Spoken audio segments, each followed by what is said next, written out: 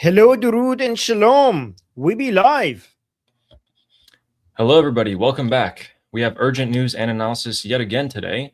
Today, we have more U.S. fatalities, power plants and bridges being destroyed in the Middle East, U.S. bases being struck again, statements from the Islamic Republic's foreign minister about Mujtaba Khamenei, Mossad infiltrations, as well as other things, and the Israeli Prime Minister and Chief of Staff expressing a desire to strike the Islamic Republic of Iran and being ready at any moment. In addition to all that, we have more news and clips to show you, such as the Islamic Republic supporters and what they're discussing in their political forums, and the full interview of the foreign minister of the Islamic Republic. So with that, let us focus first on the Strait of Hormuz. So last night, more strikes were conducted in the Strait of Hormuz by the United States Navy and Air Force. And if we take a look at that area, it'll be right around here. And I'm going to tell you something about this. So last night, the attacks continued, and they focused mainly on Keshm Island. Now, Keshm Island is the largest island in the Strait of Hormuz, as you can see here, and is host to many of the Islamic Republic's missile launchers and other such military installations like radars. It's an easy spot to hide them. Another spot that was struck was 150 kilometers inland from Bandar Abbas, the largest port, in Hajiabad, one of the main hubs of transportation and logistics into central Iran, which has been bombarded in the last few days and has been struck yet again. We go back to Bandar Abbas, just right next to it, we have something extremely important. As Armin knows, this is Rajai Port, right next to Bandar Abbas. This is where 90% of the Islamic Republic's container shipping goes through. Now, let's keep in mind, most of the bridges and tunnels and roads around this area have been destroyed, not only linking it to the central and western parts of Iran, but also the eastern parts going down along the Strait of Hormuz. So what's the issue here? The issue and the objective from the United States is to cut off this area as a whole from shipping anything to the rest of the Islamic Republic of Iran. And they've largely achieved this objective. While the Islamic Republic paved some roads around these destroyed bridges, traffic has halted to a crawl and miles-long queues have formed, which means the rest of Iran does not get much needed supplies and equipment. And most importantly, the IRGC cannot put in supplies and equipment into this area. Little gets out and little gets in. The other key objective that the United States has been achieving is bombardment of this area farther up along the Persian Gulf, which has resulted in the South Pars Field economic zone, which accounts for 40% of Iran's oil, has been largely degraded in terms of output. That is pretty significant as well. And those are the two objectives. So what has this done? The remaining Mullah IRGC leadership that's in Tehran is now strategically blind. They are seeing that the southern coast of Iran largely has been prepped for a final or maybe large operation that's to come here. And their response is to keep yapping their heads off. We're going to escalate. We're going to attack everyone. The Supreme Leader's advisors come out yesterday and said, that's it. We're going on the offensive now. And, they've been striking all the infrastructure and U.S. bases, killing Americans. They think that the Islamic Republic thinks, and let me see what you think about this, Armin. So the Islamic Republic thinks America isn't going to launch a ground war on the central plateau of Iran, the central parts. And the United States midterms are approaching, and it's hot on the southern coast of Iran. It's about 160 degrees Fahrenheit or 60 degrees Celsius, 40 to 50 degrees Celsius. And they believe that Trump's goal is to just take the Strait of Hormuz, and then let's go back to negotiations. Let's get some concessions at the Islamic Republic, and we, the Islamic Republic, can stay in power. What do you think about that? Well, the way they're acting right now is that it seems like they're preparing on the state media, they're preparing the minds of everybody to get ready to just accept that the Americans might just take some islands. Did you see that? Yes, I did. They're actively talking about it. Yeah. Yeah, there's more like that.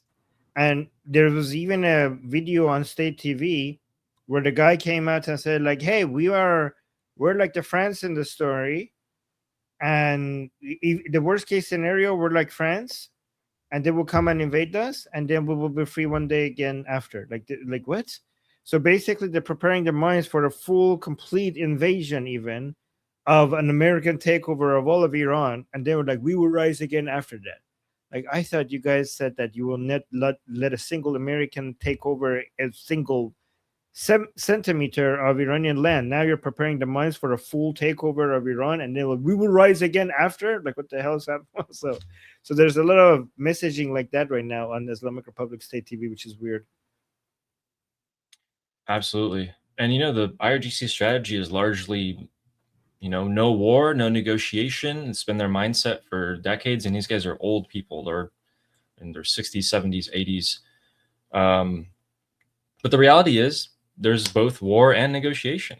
And the reality is also the United States is gearing up to conduct a massive operation. We'll cover all of these things, but just so you guys know, there's about 60 refueling tankers in the region right now. They're adding another 40, and they've been doing that over the past couple of days. They're also adding new squadrons, complete squadrons of F-16s, F-22s. The B-1 and B-2s have been active. They're coming out of the Royal Air Force of Fairford in the United Kingdom. In Israel, all of their news channels, the chief of staff of the IDF, Prime Minister Netanyahu, they've been saying that they're at the highest stage of readiness. They're giving multiple speeches. The IDF chief of staff said we're ready to strike. Netanyahu said something really strange. He said, during our elections in October, there may come a day on the elections, perhaps, where we're in a peculiar security situation. We might have to call off the election. So that's got a lot of people talking. But when the United States, they also asked 2 nights ago to Washington, hey, can we join in on this operation? Washington said no. But I'm sure that when the operation starts, Israel will be joining in. They'll assassinate later IRGC leadership. And largely, the Israelis are not talking about if they're going to strike. It's more of like when they're going to strike. Then we go to the Islamic Republic. And in the Islamic Republic, Ghalibaf, the face, the most powerful man, probably behind the supreme leader if he exists, is saying unity. Araghchi, the foreign minister, came out with an interview, and I think it's about 5 minutes long. We have the whole thing. And he's saying that Mojtaba Khamenei, the supreme leader, he's just a decoration piece. And Mossad, they've infiltrated us at the highest level. Khamenei, the previous one, he died because there was a breach in security from the U.S. and Israel. I don't know if he's supposed to say those things. I don't know. Did he? I don't know. But those are some pretty big things. And the top Iranian opposition analysts, so people like us, Morad Vaisi, has been largely saying for a while now that he believes in the top 10 to 20 people in the Islamic Republic, there are Mossad infiltrations or CIA infiltrations, most likely Mossad. Yeah, he said that. He said, I've been saying that for a long time, the top 10 or 20 people. Oh, top 10 and 20 of the Islamic Republic, yeah. I thought you said 20%. I'm like, no, top 10 to 20 people, yeah. Oh, top 20 people are Mossad agents? He's saying in the top 20, there are some Mossad agents. Oh, yeah. Okay. That makes a lot more sense. Okay. Yeah, that makes a lot more sense. Yeah. So, should we take a look at the map? Yes. Armin, so actually we had more U.S. fatalities. So in the Jordanian base, first of all, they went ahead and they found the missing U.S. service member. They found his remains. They were able to identify his remains as him and have declared him a fatality. But there was also another fatality up here in Erbil. A United States bomb diffusion squad was diffusing one of the drones that the Islamic Republic threw their way that didn't explode. The bomb squad successfully diffused it, and the bomb squad itself did not suffer any casualties, but it seems like a U.S. soldier standing nearby was hit by shrapnel and was killed on the spot. So there was another U.S. fatality as a result of the Islamic Republic. In addition to that, right now there has been multiple ballistic missile launches for the past about 45 minutes now in multiple waves, targeting Kuwait and Bahrain from the Islamic Republic. And last night, what they actually managed to do to poor old Kuwait is that they hit a power plant right here in northern Kuwait. This is the same power plant they hit yesterday. And if we zoom in closer, we can see that the area is grayed out. It's because the area is on fire right now, and there's a huge plume of smoke in the air, but also to stop people from getting open source intelligence like that. So let's take a look at what this power plant looks like at the moment. There is blue fire coming out of it, some sort of electric fire there, as we can see. And Kuwait only has 16 power plants. This is the second one that's been struck multiple times at this point, also serving as a desalination plant. It's not looking so good for Kuwait because if we zoom out and want to take a look at this same fire, we can see that this is the result of it. Let me actually mute that audio. So Kuwait has been undergoing some power outages, as long as inside of Kuwait City as well, a lot of their power stations are actually going offline quite constantly. So this is I forgot its name. It's called the Sabia Thermal Power Plant in northern Kuwait. Again, struck multiple times, both yesterday and today. And the Kuwaitis are not very happy. We actually have some Kuwaiti pundits coming on to international media and cussing out the Islamic Republic and then getting cut off right when they do that. So we'll show you that in a second. But let's go to the most important thing that you guys want to see. Let's go all the way to Israel, where we are able to see that according to the New York Times, the United States is rushing additional warplanes, and we'll show you exactly what the list of those are, and support assets to the Middle East. So they're saying that Trump has decided they want to conduct a massive operation, which is largely what we've been saying for a long time. And we were able to see that these planes are these. So 15 F-35As, 12 more F-15s, 12 F-16s from the Aviano Air Base, and then 12 more F-16s from Sprengdahlem Air Base. So that's a significant amount of F-35 and F-16, F-15s that are coming in, plus another 40 refueling tankers, because refueling tankers need refueling tankers and jets need okay. Anyway, most of these jets were actually rotated out of CENTCOM and they're coming back in right now because on the jets, apparently, they were spotted to have the markings of kills. So on the nose, you put a little mark for every confirmed kill that the fighter pilot has, and those were from Operation Epic Fury.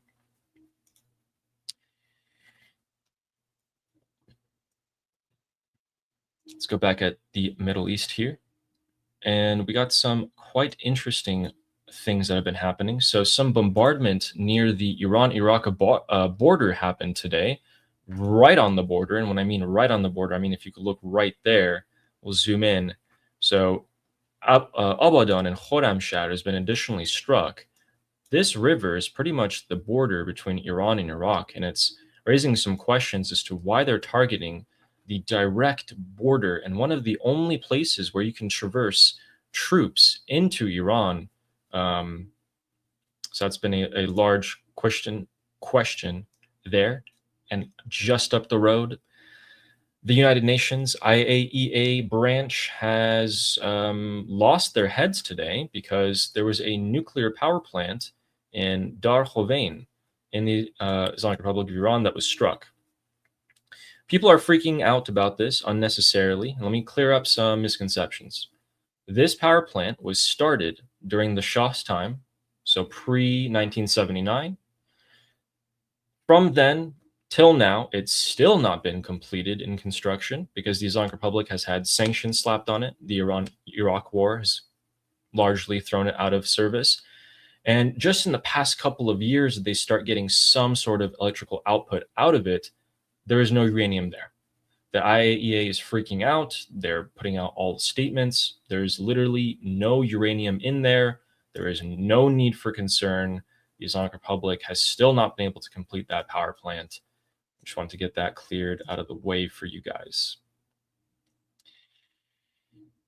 We go down into the Persian Gulf countries. We can see the usual clown show by Qatar, who has come out and put a proposal, which the IDF has picked up.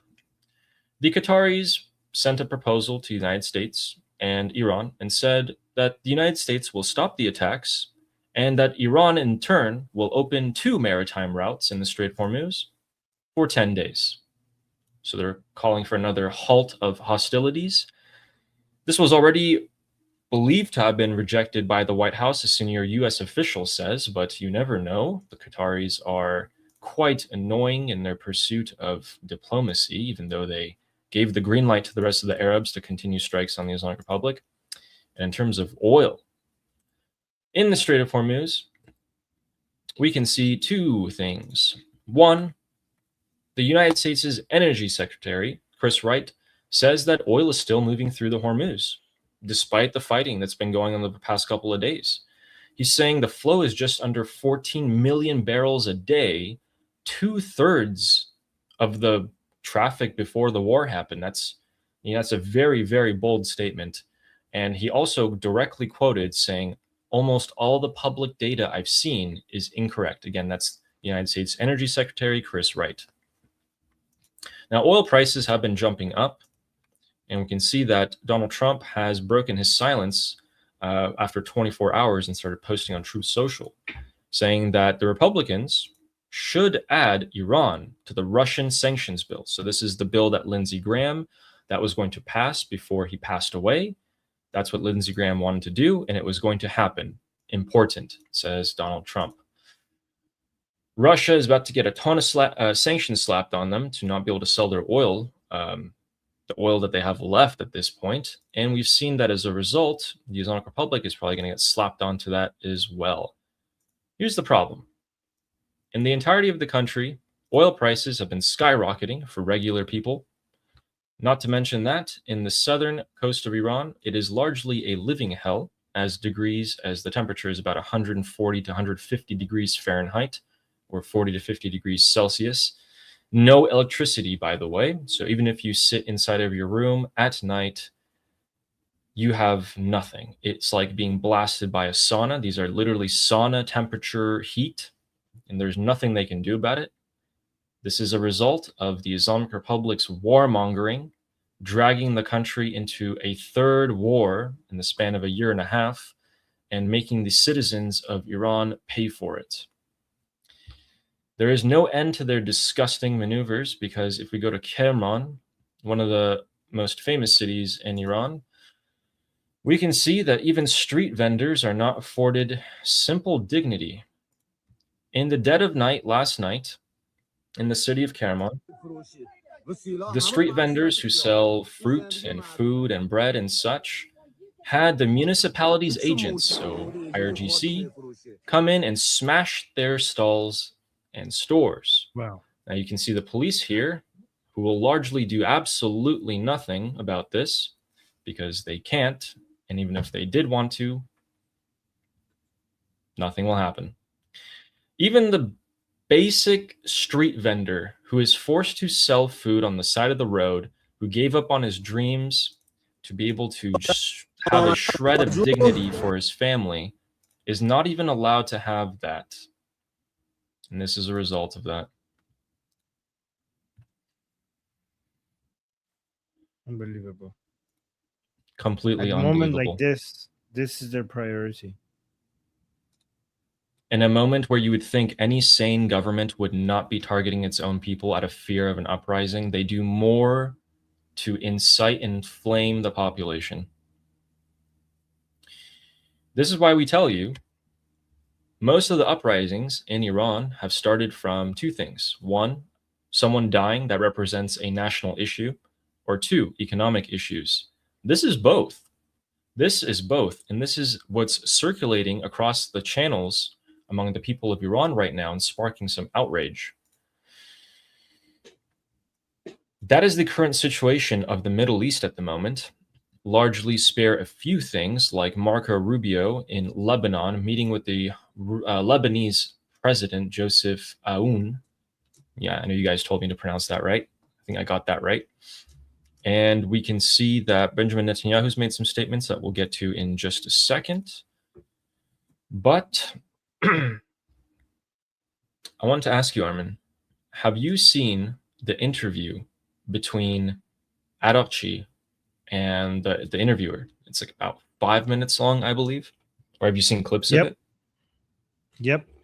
It's going viral It's everywhere. It's going viral. insane. Yeah. Yeah. So Armin, It's what do you very think telling. about the It's a bombshell. do you think we'll show you guys that interview in just a bit actually, but I want to ask you, from everything that you've been hearing and seeing today, the day before, what is the US preparing for, and what is the Islamic Republic of Iran preparing for?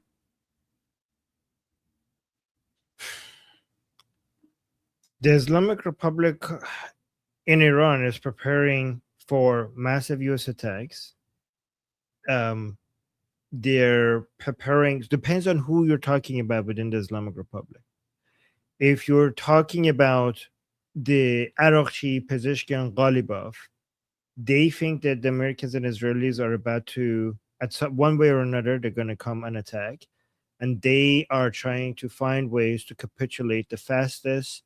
So for them to either give Trump something that makes them hold back, or give Trump enough to find ways to spare them if we go back to war. So if we go back to full head-to-head war, Ghalibaf and Araghchi, they want to be spared. So they need to, something we call in Persian khoshrakhsi. They need to khoshrakhsi for the Americans. Khoshrakhsi means like dance beautifully. Okay, they need to dance. The Americans say dance, and they need to dance. So they need to demonstrate to the Americans their usefulness so that they would be spared by being put on a no-kill list so that the Israelis do not attack them. So this is, in my opinion, the motivation behind Araghchi's interview. He is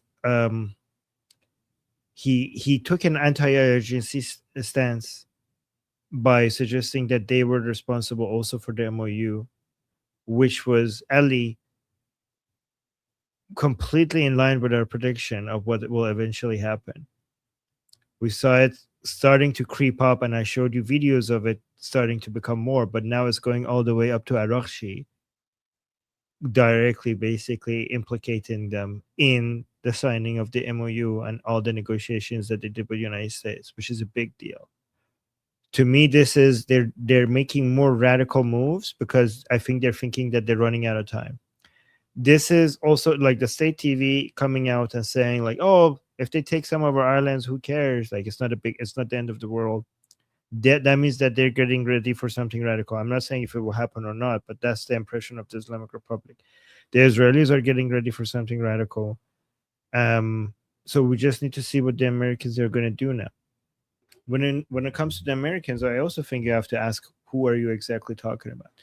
When it comes to President Trump, he's the most unpredictable one here, and I think that might be, that's a huge asset that the United States has. But I think that we know what the Israelis are going to do if they're allowed. We know what the Islamic Republic is going to do, the different fraction of the Islamic Republic. We know exactly what they're going to do. The Americans, though, we know at some point they're going to go back to full confrontation, but the timing of that is very unpredictable.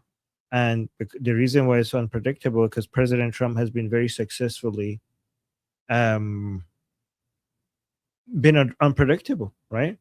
And that's why nobody can know exactly when this is going to happen, and so everybody is just guessing. And the only way to figure it out is to just see it happen. When it comes to Trump, nobody knows what time what he's going to do. I mean, we know that one way or another, the United States and Israel have to do full-scale attacks on the Islamic Republic again. We know that, but the timing of it is very unpredictable. It is pretty unpredictable. And we'll later see what the Islamic Republic supporters are thinking as well. But right now, as I'm monitoring, we have still sirens in Bahrain and Kuwait, which is not helping the Islamic Republic, is it? Them repeatedly striking these countries has effectively pushed them into the open arms of the United States in terms of treaties. Do you think? I'm wondering if the Islamic Republic could have done something else. What would they have done to pull the Arabs onto their side instead of pushing them away?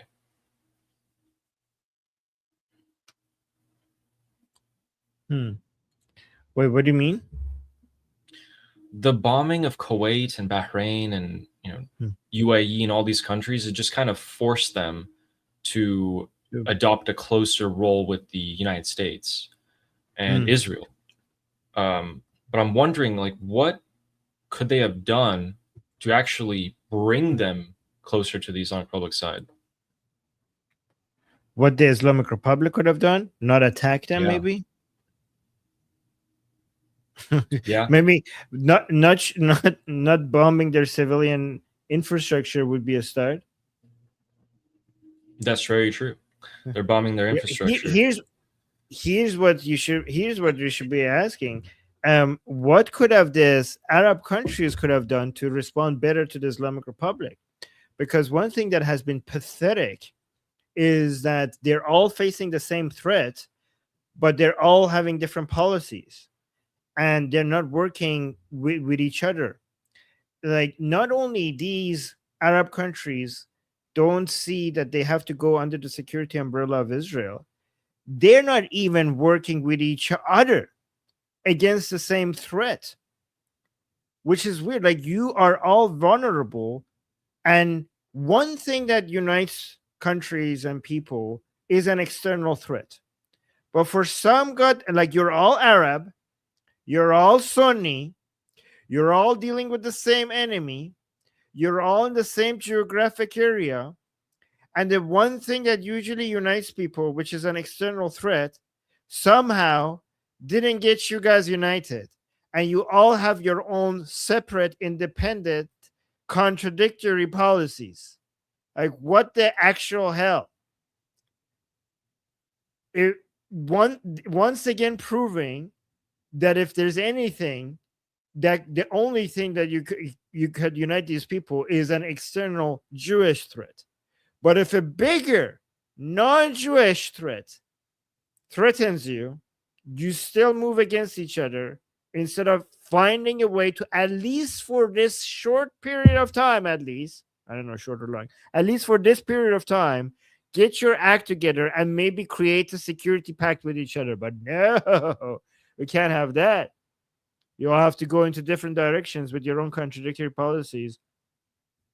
And once again, this proves that these Arab countries need a Jewish country to come manage them and act like an adult in the room.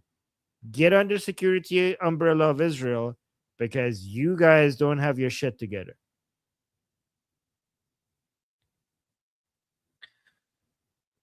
You know, Kuwait has come out and they summoned the ambassador again. Jordan summoned the ambassador of the Islamic Republic again, and that's largely been their domestic stance on it, really. So other than letting the Americans fight for them, they just summon the ambassador. They maybe get angry at him, and that's it.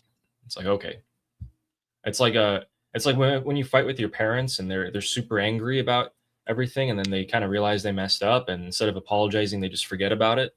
It's kind of what's happening right now between the Arabs and the Islamic Republic. So, what I do think is going to happen um, pretty soon, it's hard to say exactly, this week, next week, but it's pretty imminent that a massive operation is going to take place. The IRGC will be suffocated logistically because of the southern port and the blockade. They'll lose control of the Strait of Hormuz. and more of the leadership of the Islamic Republic is going to be killed, probably by Israel.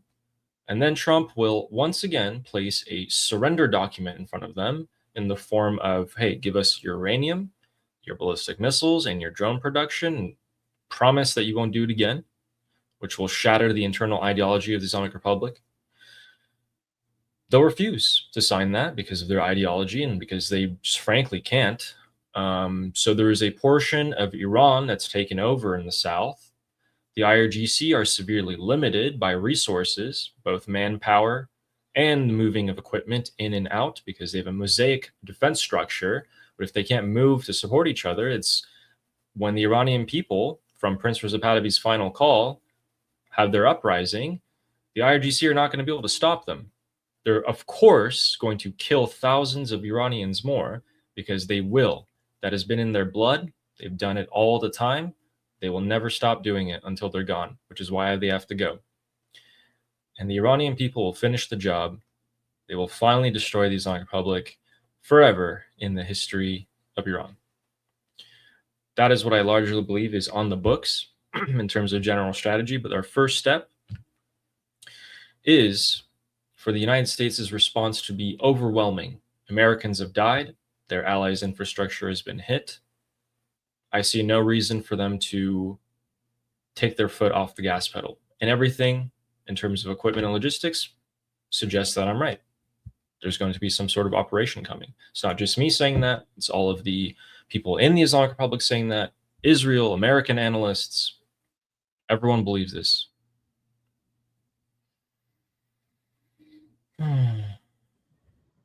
What do you think is going to be the? Are we going to see a major response by the Americans to 3 American servicemen being killed by the Islamic Republic within the next couple hours, days? What is your estimate on that? A lot of people have been saying the World Cup is the reason why Donald Trump didn't open the gates I of heard hell that. on them last night. And That's what I I heard. A mean, lot of people are expecting with the right now is I think we're in the last few minutes. What are we? A lot of people are saying something major is going to happen after the game. I don't know if it's true or not, but many people are saying that they're just waiting for the games to be over. all right, so it looks like Spain has won the World Cup and it's now over. It's currently 1:30 a.m. in the Middle East in Iran. And a lot of people are expecting, as you're saying, for a ton of things to start happening right now. I'm actually not too convinced. I think they're going to probably wait until they have more of their planes land in the area. They're still moving planes out of Qatar to not be hit by the Islamic Republic. There's still some moving pieces here, but you never know. You really never know, right? So is, Ooh. as Wheelman saying, is he going to hand the trophy and then immediately get on the phone and be like, do it? Or is he going to Trump wait a doesn't few more like days? Spain. Is Trump going to hand out the trophy to Spain, the country that he's been attacking recently? I mean, technically, it's a Spanish government, not the people. But it's interesting because he has been like really bashing the Spanish government, and now he's going to give the trophy to Spain. I mean, Yeah. deservedly so. Why may I add? Yeah, absolutely. It actually forced Spain to come in and give some concessions to the US. Yes. The chatter I'm seeing right now by Shin, Israeli analysts, is okay, that's enough of the World Cup. Let's get back to the war. It's our turn. Let's go to the war news. No more excuses. Can we attack? That's all I'm seeing. So most people are expecting that to happen right now. And if you are joining us after the end of Spain versus Argentina, the next match is going to be Israel versus Iran, or the United States versus Iran. And we're eagerly awaiting the beginning of that game. Armin, do you think we should watch the interview? Did you watch the whole thing?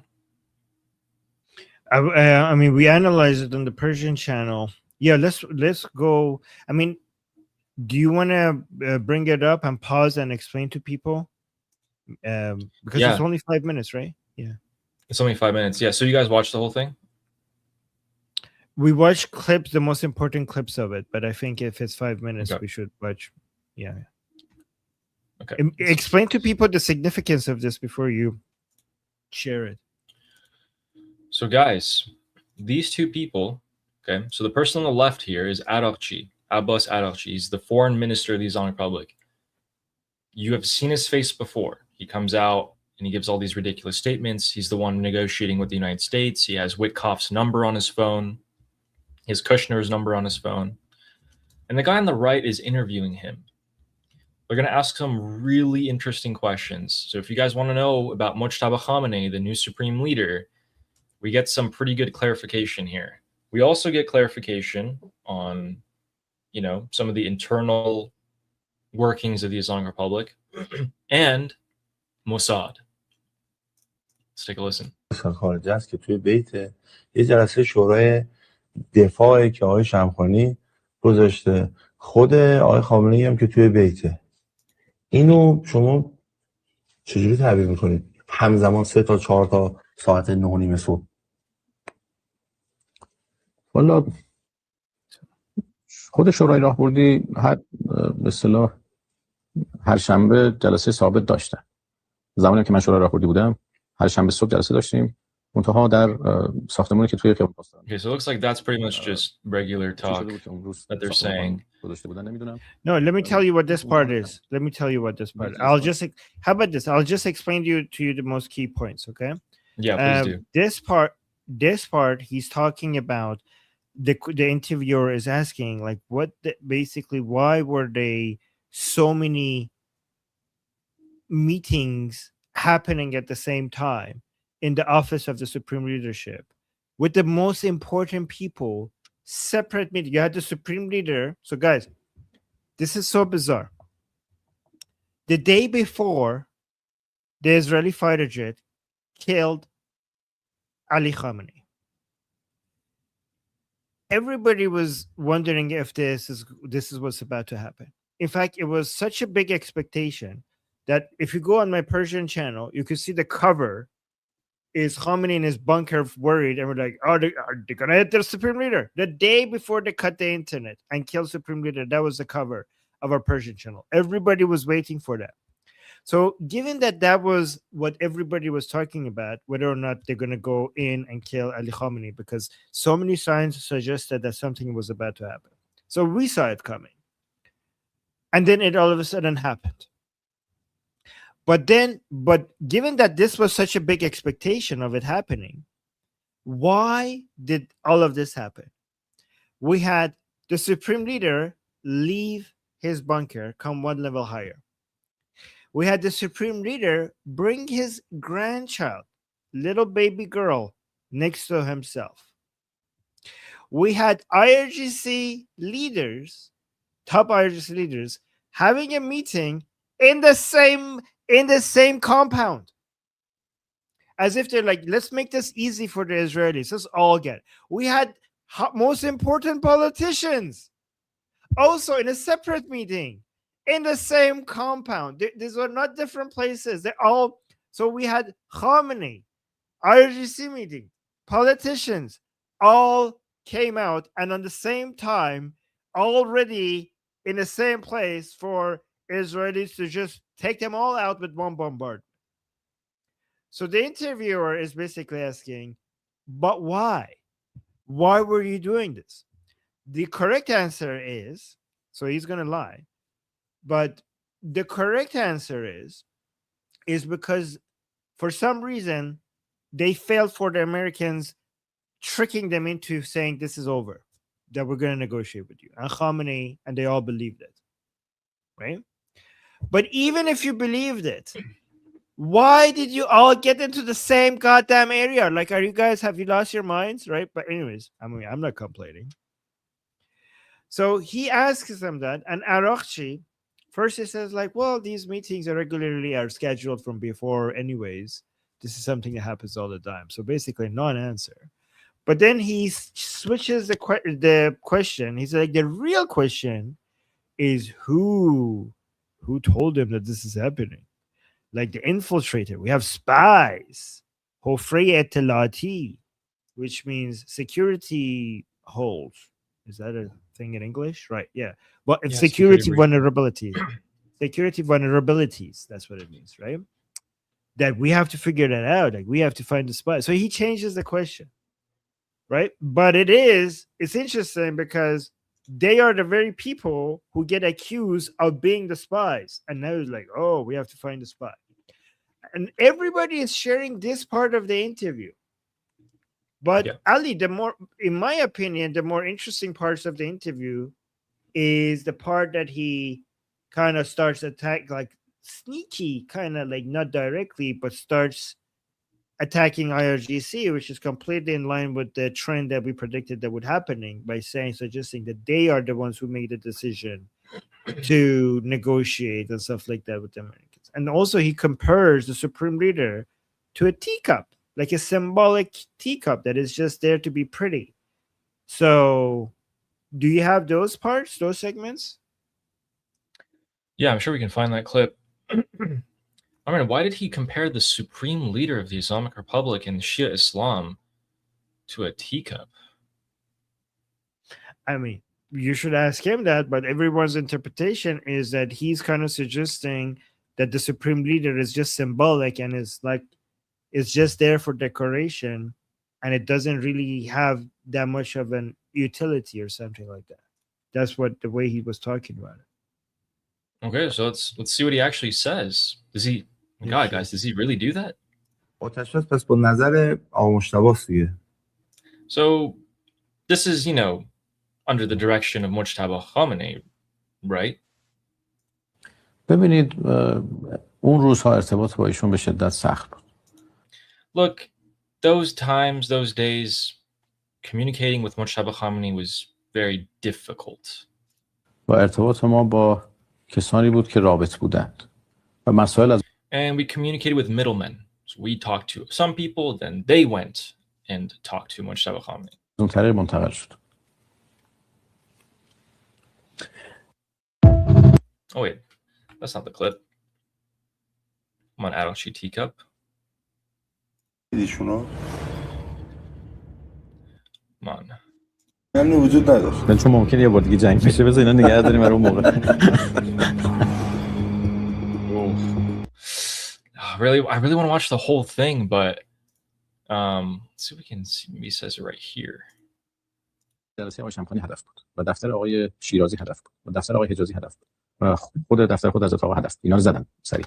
جلسه شورای معاونین وزارت هم زدن. اون از ساختمان شاید دیگه بود. میدونم. نه این همزمانی تعدد جلسات علی، من طبیعی Ali, ولی اون علی. واسه هر ساختمان Ali, pause it. Yes. I sent it to you on Telegram. I think I found it.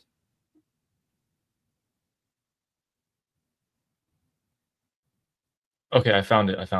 I found both of the things that you're talking about, actually. Okay, it's this one. Guys, it's this one. And you also sent it to me on Telegram. Thank you. Yeah, I think that one is better. The one I sent you, just play that one on Telegram. Okay, let's play that one.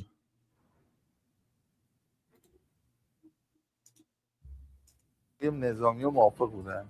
اصل کار نظامی. آتش Do you want to tell me about what he just said right there? So he says, were the armed forces, were they in agreement with you? He says, like, they're always the main people. So he's basically saying the decisions always come. So guys, in this interview, he basically said that the decisions were not made by Mujtaba. The decisions were made by IRGC. He didn't say it the way I'm saying it, but when he said this is how sneaky they are. He's basically saying, well, did Mujtaba approve this? Well, Mujtaba was not accessible at that moment. And then they're also asking him, did the IRGC, the armed forces, agree with this? Like the IRGC is always, like the armed forces are always the main decision makers. So he's saying, if you're basically, without saying it, he's saying, if you're upset about anything, do you think this is the translation? Arakchi is like, you effing morons who come out and say death to Arakchi, like, oh, no to negotiations. What effing power do you think I have Do you think I control these things? Do you think I have any power? I have no guns. I control no industry, and I have no soft power. Obviously, orders come from somewhere else. So basically saying, where are the orders coming from? He basically ruled out Mujtaba, and now he's telling us that everything is mainly based on the armed forces. So he's basically telling the stupid pro-regime anti-MOU Iranians that you idiots, IRGC is ordering everything. It's not Mujtaba, it's not me, it's the IRGC. That's what he's saying. But he's not saying it as directly as I am saying it, but that's what he means. Does that make It sense, says Ali? this. Absolutely. Thank you. اصل کار نظامی. آتش‌بس پس با نظر آقا مجتبی‌ست دیگه. Oh, okay. So he's saying, so is the ceasefire based on the opinion of Mujtaba? Good question. Hmm. این چای مال خوردن یا دکور صحنه؟ نه شما بخورید داره سردم میشه. نظر آقا مجتبی‌ست دیگه. این چای مال خوردن یا دکور صحنه؟ نه شما بخورید داره سردم میشه. So he all of a sudden changes the question and he says, this tea that you put over here, is it for drinking or is this a decoration? That's when he asked that. So during the interview, he said that, is this for decoration or is it for drinking? And like, oh, you can drink it.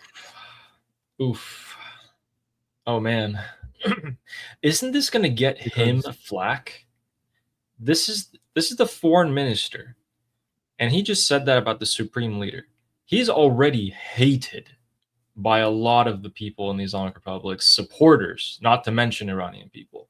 Him saying this about the supreme leader, Armin, isn't he going to get a lot of flack? Yep. Do you think he knew that? Do you think he knew it was going to land him this much criticism?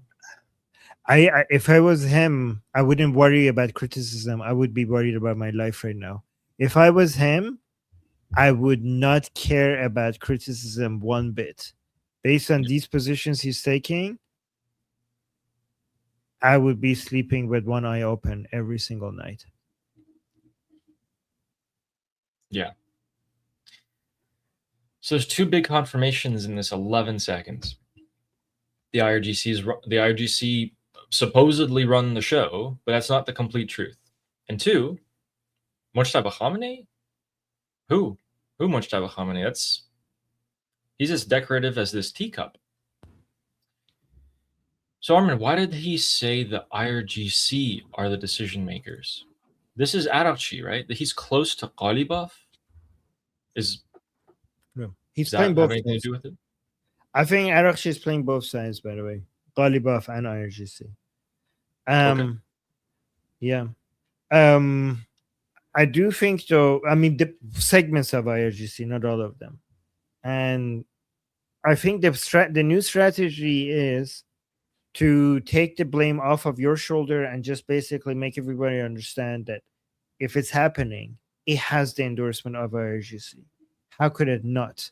They have all the goddamn money. They have all the goddamn guns. Stop coming at me. Stop coming at Ghalibaf. Nothing can happen. It's not the supreme leader. It's not Ghalibaf. It's not Araghchi. It's not Pezeshkian.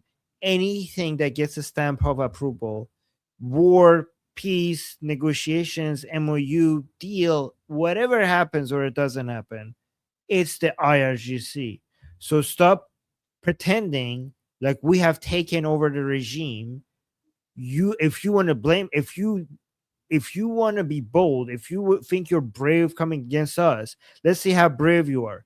Go and attack. If you're worried, if you're upset about the MOU, if you're upset about the negotiations, if you're upset about not responding strongly enough to the Americans and Israelis, if you're upset about not taking revenge for the blood of the supreme leader, then if you really mean it, point the finger at the actual people who make the decisions. I'm just a puppet. That's what he's saying. Yeah, that is what he's saying. And we called that, didn't we? We called the blame game. We called him trying to adopt the snowshoe strategy where you try to disperse your weight on the snow. They're trying to disperse the blame to everyone, dragging everyone down for them to find an opportunity. There's two factions here. Ghalibaf's faction is trying to drag everyone down so that Ghalibaf can find an opportunity to get ahead, drown his opponents, get ahead. Do we have any updated info on what the IRGC might or could do? Do you think their strategy is still the same of, hey, wait it out? Well, okay, so the IRGC knows that if it keeps resisting in the Strait of Hormuz, in Lebanon, with enriched uranium, then the Americans will keep pounding them, even if it doesn't go as aggressively as OPEC Fury. It would be a death by 1,000 cuts, right? So they do need people like Ghalibaf to figure out a way if they could give the Americans something to back off. The problem that they have is that they're not willing to give the Americans the thing that the Americans want. Because if they do, then even if the Americans don't finish the job with them, the Israelis will. What do the Americans want? The Americans want the Strait of Hormuz to be open for forever, and the enriched uranium to be diluted and be taken out. Okay? If you give this to the United States, then even if the Americans say, like, okay, I mean, guys, I'm not saying there's going to be a deal. I'm just saying think about the mindset of IRGC. Put yourself in their position. Okay? The reason why they don't want to do a deal is honestly because they're being smart about it. If they give this to the Americans, then even if the Americans imagine in a parallel universe, that doesn't exist, we come up with a situation that the Islamic Republic is like, here, open the Strait of Hormuz, here's our enriched uranium, bring in the inspectors, destroy all the enriched uranium facility. The Americans are like, okay, good. And the Islamic Republic, you're good? We're good? The United States, like, we're good. Islamic Republic, okay, good. Like, are you going to stop hitting us? Like, yep, we got what we wanted. I'm like, okay, shake on it, deal. In this la la land, that something like this would happen, that I'm not expressing reality, okay? In this la la land, what would happen after? What would happen after is Israel would look at this or like, oh my God, this is amazing. Look at this. They're completely vulnerable. You have taken everything. So you have a deal with the Americans and you prepare them for me to finish the job. There's nothing like you basically what you have done. You have completely disarmed the Islamic Republic. You have defanged them. You've left them like sitting ducks over there with nothing to deter. There's nothing to deter. So Israel was like, this is like a walk in the park for me. I was like, let me go and hit this and hit that. What are you gonna do? What are you gonna do? Like, it would be like stealing candy from a baby. That's how easy. I mean, it's easy already for the Israelis to do whatever they want in Iran, but this time it would be easy with close to zero consequences. So it's one thing for you to be able to do things. It's another thing for you to be able to do these things with zero consequences. And if the Americans take all of this from the Islamic Republic with deals, then they're so vulnerable that Israel could do whatever they want. And this is why, even though if IRGC wants to like allow Ghalibaf to talk to the Americans to give them something that maybe they will stop bombing us and stop killing us with 1,000 cuts, the problem is that the Americans want the thing from the Islamic Republic that the Islamic Republic would not be willing to give, because they understand that if they do that, it's over for them. So they have to choose a slow death or a fast one, right? So the fast one would be sign the deal, give everything up, and let Israel come and basically have their way with you, right? The slow one is resist and then keep getting pounded by the Americans until you get death by 1,000 cuts.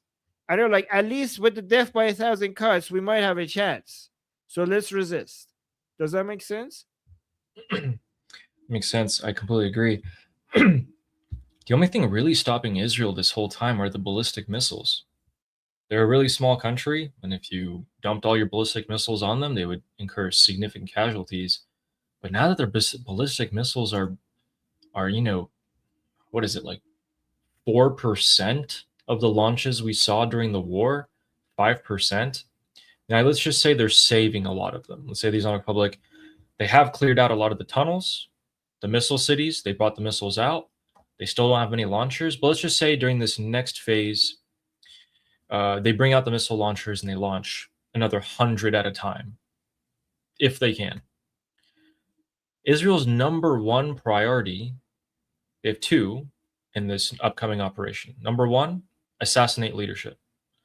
Number two, take out the missiles. Because Israel's objectives are different than the United States. The ballistic missiles can't reach the US. The number one objective for the US is the Strait of Hormuz. Number one objective for Israel is overthrowing the regime, so leadership, but then two, the ballistic missiles that reach Israel. They're going to go after those launchers. And after those launchers are gone, and the missile cities are closed again, there's really not much that the Islamic Republic has in terms of deterrence. You also have to take into account the internal politics of each one of these. The Islamic Republic internal politics, Israeli internal politics, and American internal politics, right? So the Islamic internal politics, we have already explained that to you in great detail, and you guys, everybody who follows us, are now experts at this. Honestly, anybody who follows us is more expert at this topic than even analysts on this topic, right? Like, guys, Easily. there's nowhere else that you're going to get this level of detail when it comes to the internal politics of the Islamic Republic. When it comes to Israel, the main thing you need to understand is, first of all, the upcoming elections in Israel is about so many things. It's not just about Iran. Like, one of the main topics, for example, right now is whether ultra-Orthodox have to serve in the military or not. Okay, so they're dealing with a whole bunch of stuff. But when it comes to the Iran stuff, the disagreement is not whether or not the Islamic Republic should be toppled. On that, there's an agreement. The disagreement is whose strategy is better. So in America, there's the disagreement between different segments of the American people and the representative politicians is that some people say we should have military operations against the Islamic Republic. Others are, get the F out of there. What are you doing? Like, we shouldn't be there at all. We shouldn't be involved in military operations. In Israel, so you can see that obviously in both countries are democracies, so you should expect for that to have an effect on the decision making of the leadership in the United States, given that there is not agreement on this among the populace, right? Within Israel, there is close to unanimous agreement, the Islamic Republic needs to go, and there needs to be military operations that helps that happen. Israelis should use their military and their intelligence to get that out, make that happen. The disagreement is that your method sucks, my method works. So the motivation in the elections would be for the politicians to say, Bibi sucks at fighting against the Islamic Republic and toppling them. I would have a better plan. Or Bibi would be like, no, his plan sucks, my plan is better.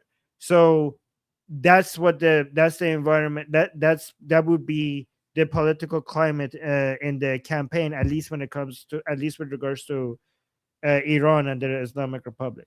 So given that that's the motivation to show that you're more effective at toppling the Islamic Republic before the upcoming October elections, you will be motivated, if you're Bibi, for your political survival. You need to demonstrate significant blows to the Islamic Republic to remind the Israeli popular voter base that, yeah, I know what I'm doing. I'm Mr. Security, right?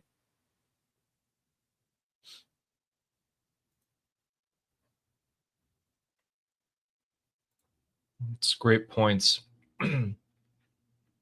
That's why Netanyahu came out today, and I think this is a good time for us to show you guys what he said. He said, by the way, he also abruptly canceled his interview with Fox News that he was supposed to have today. But Benjamin Netanyahu canceled his interview today, no warning. He said it was because of security reasons. I don't know what's actually going on. It's a meeting or something. But he said during these elections, there may come a time, there may come a day in the elections where we have to suspend the elections or pause them indefinitely because of a unique security situation.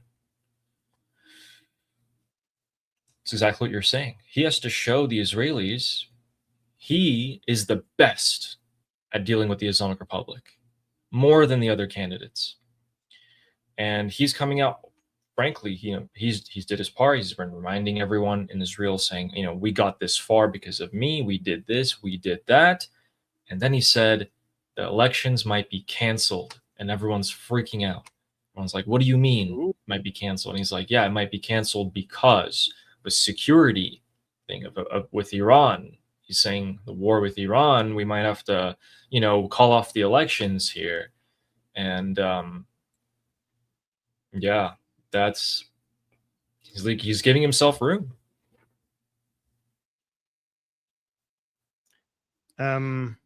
Is this can you send me this link to this? I want to just make sure that. And before that, did you also see this part? While I find that, yeah, of course. While I find that, take a look at this that I'm showing on the screen. Iran's Foreign Minister Abbas Araghchi said negotiations with the U.S. should continue even if the chance of success is. Oh, you're zooming out. Zoom back in. Oh. You zoomed out for me. Only 10%. In remarks that point to internal disagreements over Tehran's approach. I'm the foreign minister for interest of the Islamic Republic, not for my own reputation, Araghchi said, adding, if people in this country are shedding their blood, I must instead shed my reputation. Wow, such a sacrifice. Oh my God. Elahi man bemiram vasad. Aberu tu dari mizeri. Okay, that Khak just said it. He's acting. You know what this is? He's like, oh, people might hate me for doing this sacrifice. I'm sacrificing. Other people are sacrificing with their blood. I'm sacrificing with my reputation. It's the same thing. I don't care if people hate me. I'm going to do the right thing. People, your words, just bring in, like, you could insult me, attack me. It's okay. I'll accept it. I'll accept it as long as I'm serving my country. He's just acting like a victim. He's looking for somebody who will, like, oh my God, such a hero. Look at this. Everybody hates him, but he's still doing the right thing. Shut up. Yep. And I got some Israelis with the source. I'm trying to find the most legit one. Let's see here. I'll show you what I got so far, and then we can find a better one. So, guys, during a meeting of the Likud Constitution Committee, Prime Minister Benjamin Netanyahu hinted that an escalation could occur in the coming days. So he said, word for word, I support holding the primaries in terms of the elections. I support holding the primaries, but there is a possibility that we could face an exceptional security situation that would make it difficult to hold campaign events. It would coincide with election day or occur beforehand, making it difficult to conduct the vote. And that is what people in Israel are talking about. Well, I mean, we don't know if this is a good source. Hold on, let me double check this. I'll double check this.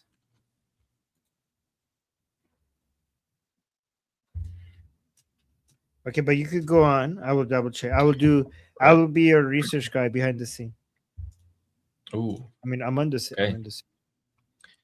Guys, so Araghchi also said that the attack on Supreme Leader Ali Khamenei's residence that killed him was carried out through a security breach, and that breach still exists.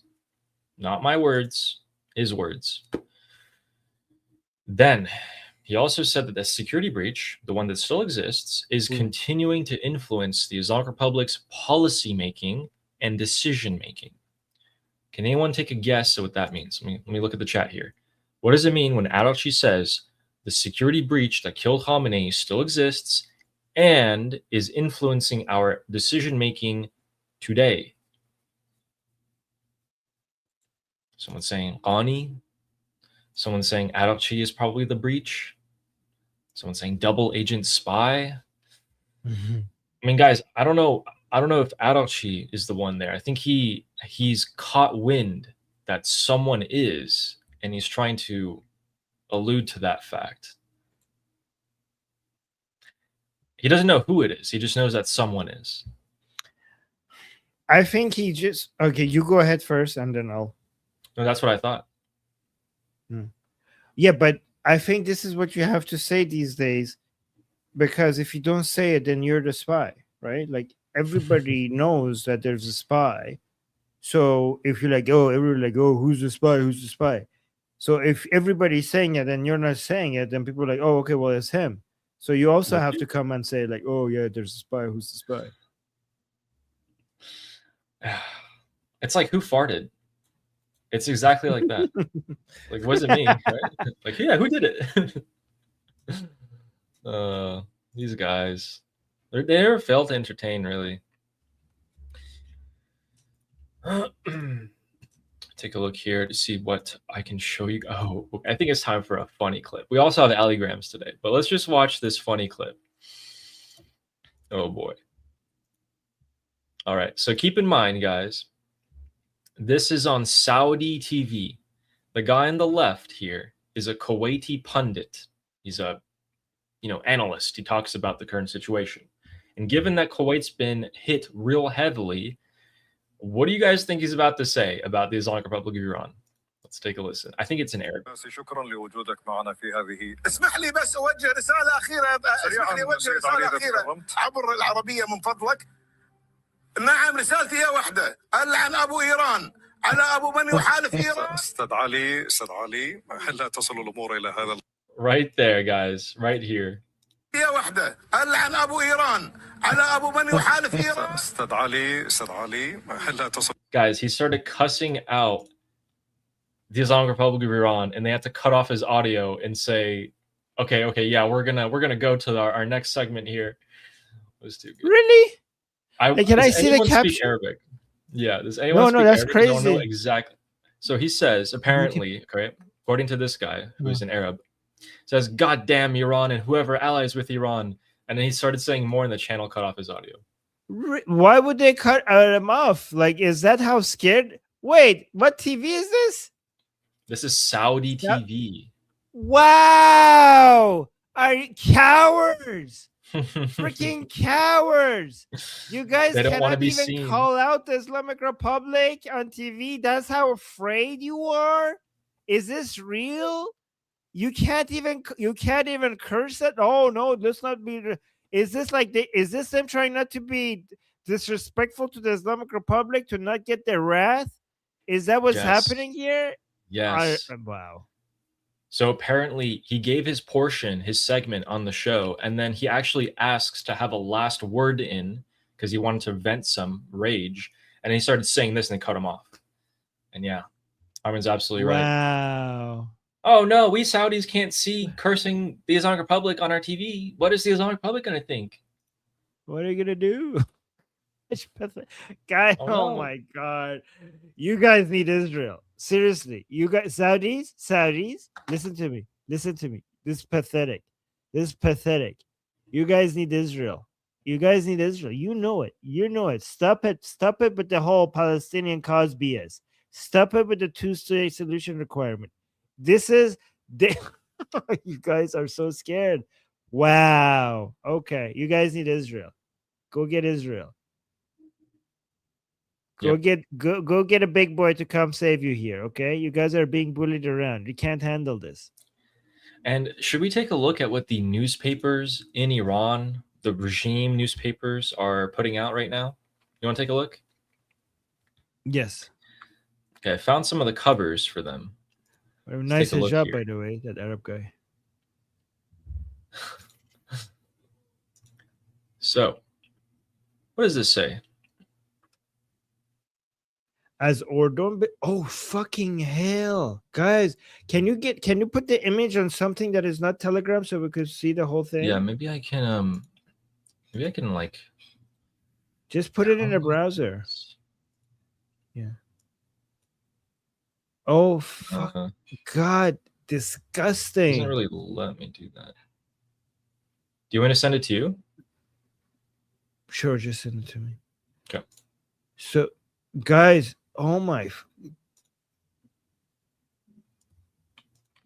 Are you kidding me? Yep. So there's that. And then there's also newspapers about Araghchi's interview as well.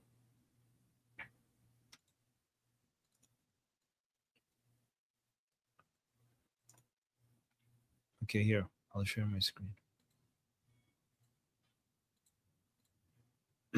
So, guys, look how vile these people are. This is supposed to be the American soldier that they killed. You see this? I told you to brace for this. I told you these people are going to celebrate in the most disgusting, vile way, right? So this image is supposed to represent the American soldiers who just died in Jordan. And the title says, From Jordan to Hell. So basically, the Islamic Republic sent the American soldiers in Jordan. They sent them to hell. The reason why they have Israeli flag here as well is because they consider the American soldiers to be slaves of global Zionism. So these are the Islamic Republic missiles basically taking out the American soldiers out. Jam. See, I knew how vile and disgusting these people are going to be. Yep. There's more pictures of their missiles, of Donald Trump. Okay, let me get them all. This is you. Thank you for showing us this, Ellie. Yeah, of course. You can pick which one you want to show. We don't have to show all of them. And then I have the other set of newspapers about Araghchi's interview as well. Okay, let me just show this one. So these are their missiles, and on it says, here, let me bring my screen up. Okay, so here. So this is a Quranic verse at the top. In green it says, the plowing continues. So they're saying we're plowing your basically heavy, like we're destroying you, and it continues. And here's a quote from Ali Khamenei. So this is a quote from the Supreme Leader saying that we will teach the Americans a lesson that they will never forget. And I'm not going to read the rest of it. And here's another newspaper saying, Sol mikhahid bayad bejangid. So they say, if you want peace, you need to fight. And he's like Trump burning.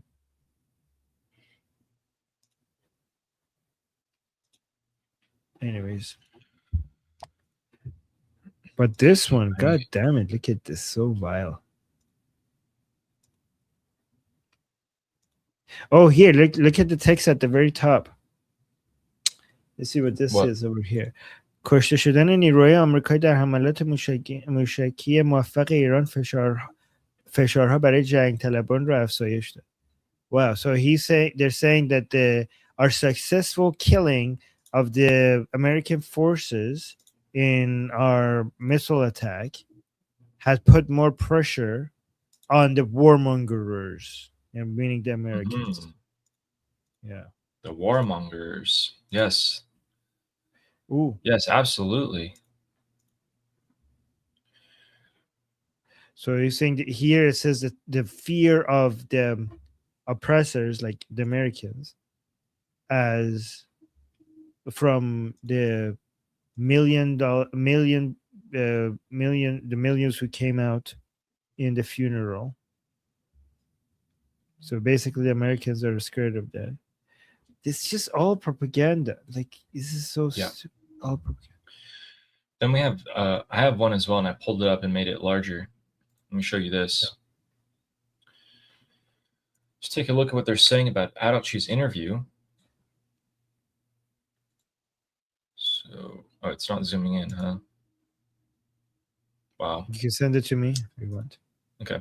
Yeah, I sent it to you. Just It's open it. on Telegram. You could open it in a browser. That's easy. That's how you zoom in. Okay, let's try that right now. Okay, I got it. Oh, yes. Okay, you could. I got it. You got it. Go. I got it. Okay, here it is. So let's see what they're saying about these in the headlines here. Again, guys, this is where the foreign minister on the left there came out and said a lot of things that he maybe wasn't supposed to say under ideal circumstances, but he's saying this to save his own skin and to push the blame on the IRGC.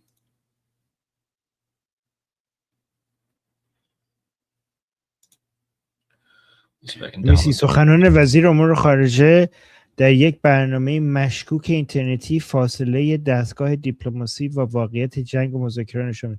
Wow, they're attacking him. So جهان موازی عراقچی. Hey, that's my line. Guys, look at this. It's saying in a parallel universe. I was going on about a parallel universe that this deal will never happen. And this newspaper is saying the same thing. The parallel universe of Araqchi. Okay, the parallel universe of Araqchi. Basically, this newspaper is saying Araqchi lives in a la-la land where these things are possible. That was what I was saying. Guys, wasn't this what I was just saying earlier? Parallel universe? So, okay, so they say, here's a line, the small line at the top. He's saying سخنان وزیر امور خارجه در یک برنامه مشکوک اینترنتی. The words of the foreign ministry in a suspicious internet program. This program is suspicious. فاصله دستگاه دیپلماسی با واقعیت جنگ و مذاکرات نشون میده. Shows the huge gap of the diplomatic apparatus of the regime with the reality of war and negotiations. So basically, this newspaper is saying if the reality of the nature of war and negotiations is over here, then the understanding of the diplomats of the Islamic Republic is like so far away. Like the gap is huge. So basically, this Islamic Republic newspaper is saying our diplomats don't understand anything. They're stupid. They're so deluded. So they don't understand the reality of war. That's what this newspaper is saying. So we, as we predicted, by the way. There's also this.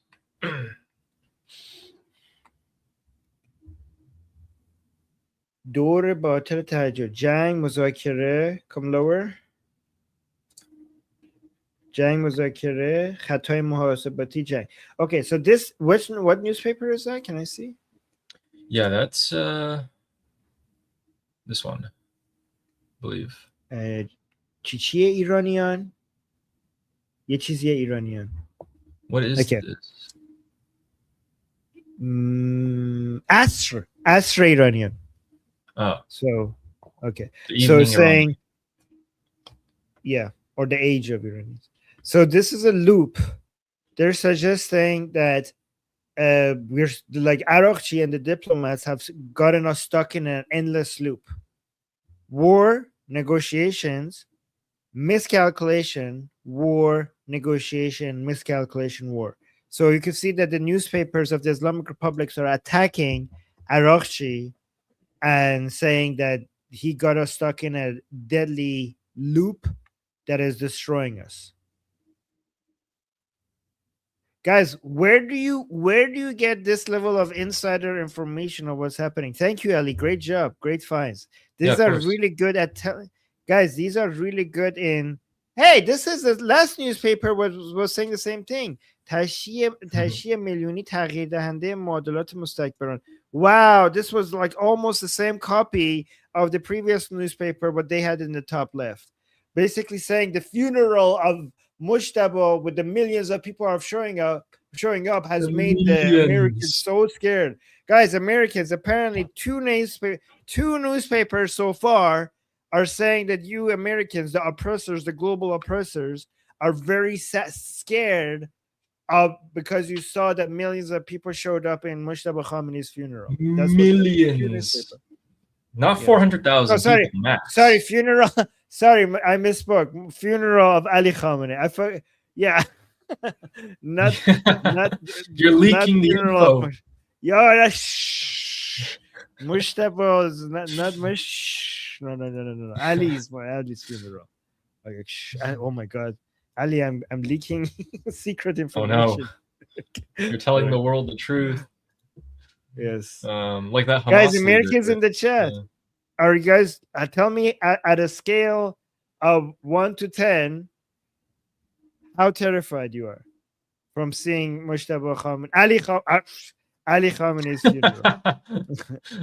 Yeah. Yes. Anyways, Why don't we take a look at what the Islamic Republic supporters are saying? So, guys, we go into the IRGC group chats. We take a couple of their messages that show the general mood among the regime supporters. And then we come in here and translate them into English.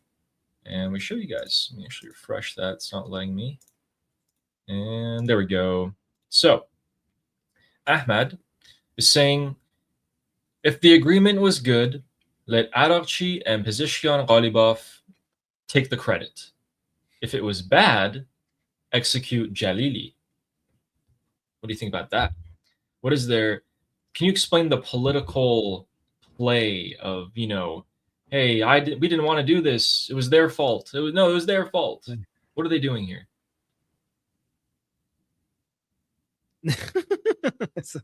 Wait, can I see the original version? This guy, Yeah, this of course. guy's a comedian. Guys, it's always a little bit better in Farsi, but we do our اگه best. طرفا خوب بود جایزه شرق پزشکیان بگیرن اگه بد بود جلیل رو ادام کن. Okay, I don't know.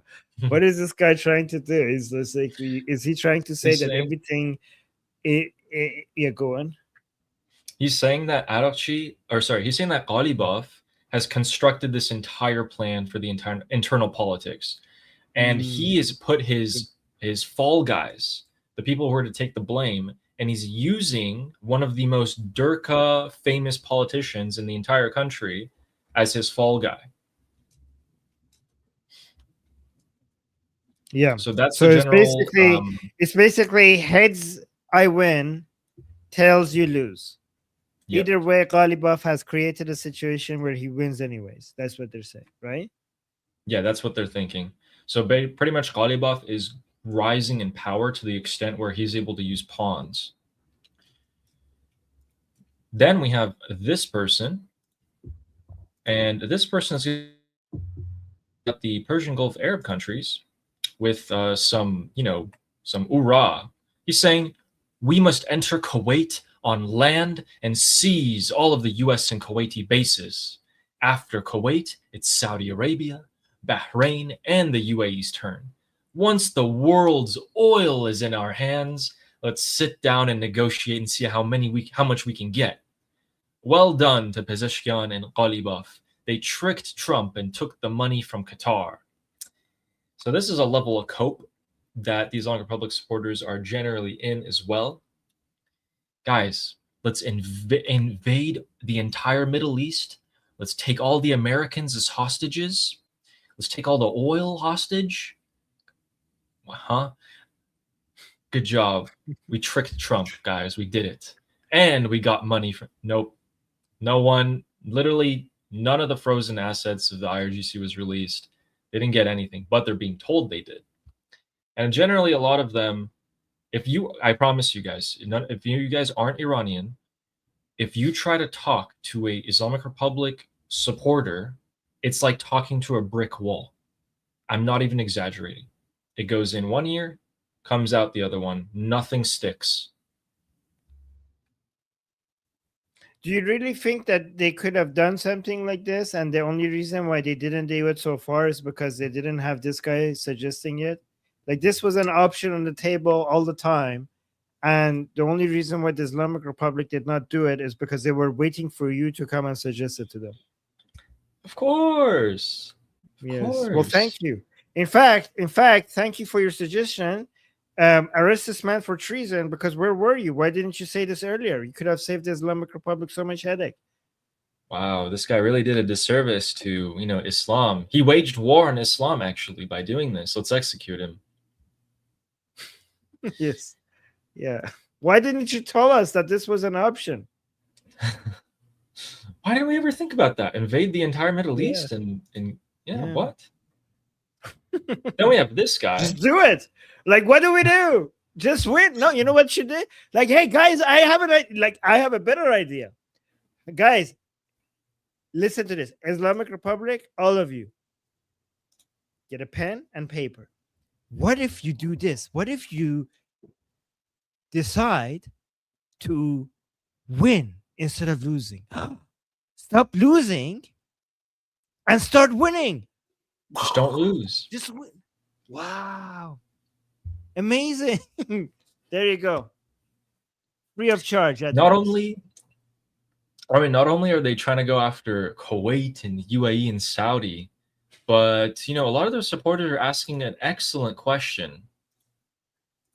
This guy's asking, why don't you hit Israel? Talking to the IRGC. Why don't you hit Israel? Armin, why don't they hit Israel? What happens if they hit Israel? Maybe because they want to live. Maybe because they're having night. Maybe because they're pissing their pants every single night about what happened in the 40-day war. Israel finding anybody that they wanted to, whenever they wanted to, and killing them, and they wondering every single night if they're going to be the next one, and them being terrified for 40 days straight, to the point where they're doing everything in their power so that they never have to experience that nightmare ever again. Maybe that's the reason. But hey, people in the chat are right. Please try. Please do. Let's try.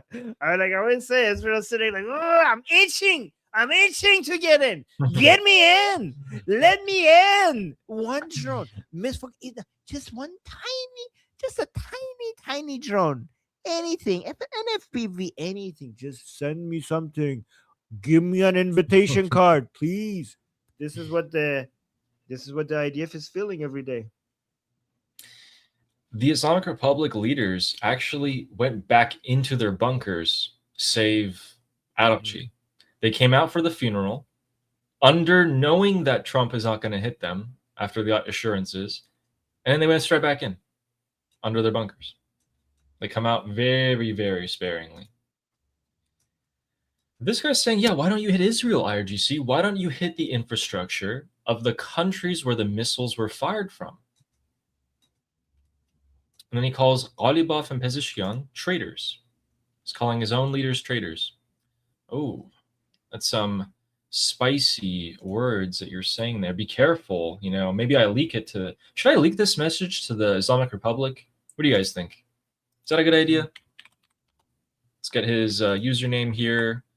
Let's go, yep, IRGC police. He said that. Get him.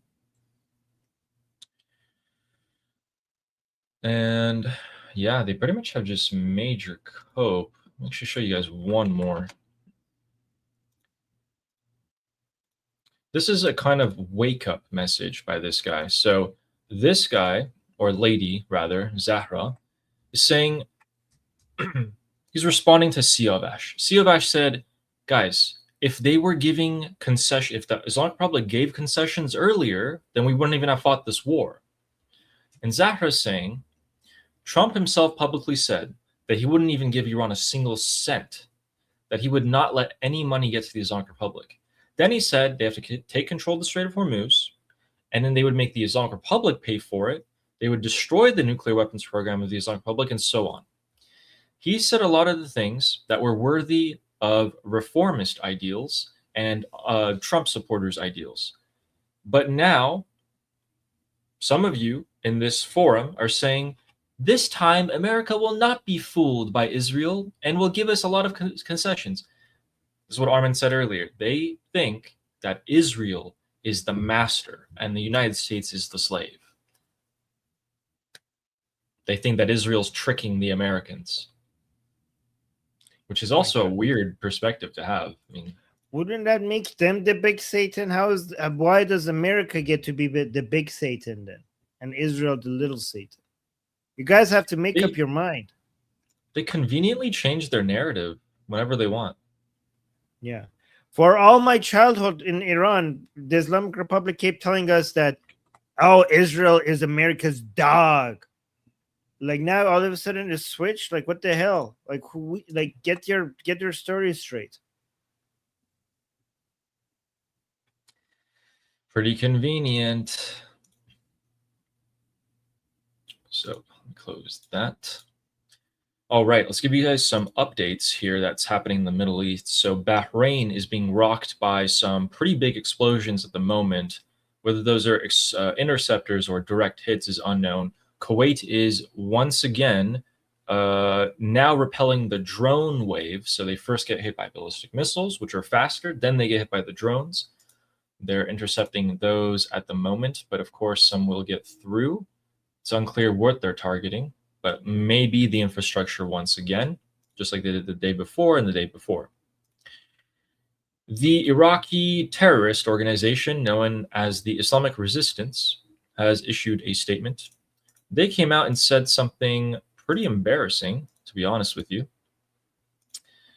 I'm not going to bore you with the Islamic jihadi nonsense. They said, hey, we, the Islamic Resistance, we just want to make sure everyone knows that we are directly fighting against the Americans, and we're going to keep on fighting, especially if the Islamic Republic gets hit. We're going to keep on fighting, okay? We're going to do everything we can. But this time it wasn't us. We didn't do it. We didn't kill the Americans. We didn't hit the base. That wasn't us. That wasn't us. So I just want everyone to know that.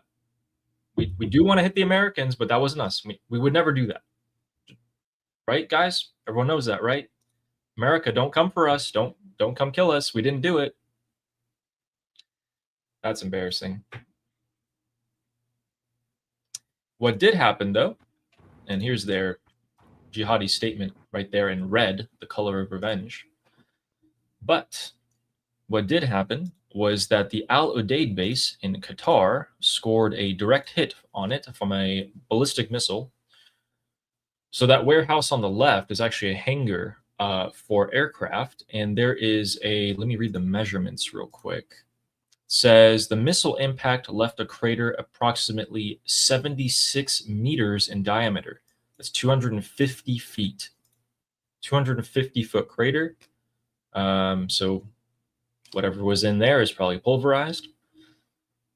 Remember, the Al Udeid base was hosting about 40 to 50 refueling tankers, the majority of the refueling tankers that are now being moved out of the area back into Jordan and Israel and to Saudi Arabia. We're adding a lot more in preparation for this next war. What else do we have for you guys? We also have what's not happening. So Iraq has been bombarded constantly tonight, but the Islamic Republic has not been bombarded. I actually find that pretty strange. The Islamic Republic is not being bombarded tonight. It was bombarded a few hours earlier, a few hits, which prompted a ballistic missile response, but we actually don't hear anything. No American jets over the Islamic Republic, no southern coast action, nothing. Is there anything that comes to your mind when you hear that? Why is it that we're not hearing anything tonight? I mean, yet again, another U.S. service member was was fatality today. It would be hard to believe that the Americans are not going to respond. So maybe this, I mean, if they don't respond big, obviously that would be unacceptable, right? So Yeah. the best we could expect is that this is the silence before the storm. That they're basically waiting. I mean, President Trump is occupied, right? Leaving FIFA and handing out the trophy and everything like that. So maybe they basically everybody is waiting for him to go into the situation room where they could finalize the plan for something big. That is the most optimistic take. Yeah, putting on some more information onto that, Trump basically told Dan Kane and Brad Cooper, if the Islamic Republic does this, you do that.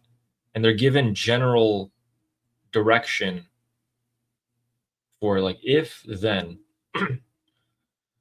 Islamic Republic still, I mean, they carried out and we're not seeing strikes. That's telling me that Dan Kane and Brad Cooper, the commanders of this operation, have decided that tonight, instead of striking, they're perhaps going to prepare for something.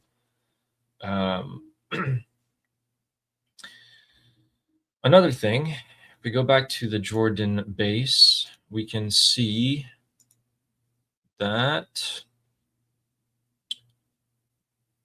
Let me show this to you guys. Here we go. So guys, let's take a look at the Jordanian base we showed you guys yesterday. So it's over here outside of Amman, the capital. And we showed you guys what the base's defenses look like, as well as the missiles themselves landing there. Here it is. Found it. So this is generally kind of like the defenses of the bases, and we showed you guys this. This is what the soldiers hide in. And according to someone who managed to get a hold of a soldier at this base right now, who chose to be anonymous, said that, yeah, actually, we basically have no defenses in terms of ballistic missiles or drones. The base wasn't designed with that in mind at all. But at the same time, a lot of people on base are very angry with leadership that we could have built defenses during all this time, these months, and we haven't. So we're actually not sure why leadership hasn't chosen to do that. And then he also said, and this was later confirmed, that the missiles fired by the IRGC were actually in part hypersonic. So at some point in their flight, they were hypersonic and they were able to maneuver mid-air, which is why the Patriot missiles weren't able to intercept them and why they landed some direct hits. Now, the direct coordinations inputted onto those missiles from the IRGC were those little huts you guys see in the back. Those are called CHUs or CHUs. They're like container-like storages for the soldiers to sleep in. And yeah, they offer zero defense. A lot of people in the military took a look around. They're very angry, not at why the missile was hitting there and not at why the interceptions failed. They're mad at how leadership chose not to build defenses over the past 5 months. That's what they're angry about. So hopefully we do see that U.S. troops are provided with more protection going forward. So that's 3 U.S. troops that were killed 2 days ago on that base. Another one was killed today, rather last night in the Middle East, in Iraq, as a result of a IRGC drone when they were trying to detonate it safely. This is the type of political pressure that's going to fall on Donald Trump if this continues. I mean, it's only a matter of time before these missiles land on these barracks again. And this time, you might not see a simple, few amount of casualties. You might see the worst case scenario. Because keep in mind, there's another dozen or 20 or so that are critically injured. Then there's a lot more who have brain injuries and shrapnel wounds, which are classified as minor. It's a dangerous line to play here in terms of Americans' lives the longer this conflict goes on. And for one, I would largely like to see it ended because everyone is suffering. So, the important thing about the Islamic Republic state media that we can show you guys here, I'll just put this clip muted. I'll just play in the background. I'll tell you what the guy's saying. So in this clip, I can show it to you if you want. I mean, no problem. But where'd it go? Okay, so in this clip, from the beginning, the Islamic Republic has done something a little bit different. They used to say that we, the Islamic Republic, are intercepting Zionist American drones and planes and missiles. All they do now is say, there's an explosion reported here. There's an explosion reported there. They don't even say we tried to intercept it because they have nothing. And that's a pretty interesting switch up, don't you think? That is interesting. That is crazy. That is a sign of huge defeat. That's a sign of huge defeat. That is a huge and admission. And by the way, people notice that. Even the pro-regime people notice that. And they keep exposing it every time. Yep. That's great. With that, we have one more major announcement for today. So, guys, by the way, someone's asking, the United States does not launch any attacks tonight, which is quite interesting. Let me take that back. Wait, pause. Let me take that back. As of 60 seconds ago, we actually do have strikes. So our very own Vahid Online has confirmed. So these are Farsi messages that he gathers from people in Iran in those locations. And let me just translate that for you so we can see. Okay, it's not working. Refresh that again. So the Islamic Republic is, okay. Armin, could you please read this for us? They're hitting Mahshar and the etc. Let me zoom in a bit more. پیام‌های دریافتی ماهشهر صدای انفجار اومده میگن سر بندر سلام وحید جان. Okay, so he's just reporting. These are his direct contacts. Multiple different contacts that he has. Several explosions in Tabriz. Ali, 10 minutes ago. Tabriz is northwest. Sarbandar, is that? Wait, he said Tabriz here. Where? No, Shin. Look at Shin. 10 minutes Shin ago. did. Shin. Perfect. Okay. East Azerbaijan look province. right now. So if he says blast, did he say blasts or explosions? Explosions. Explosions.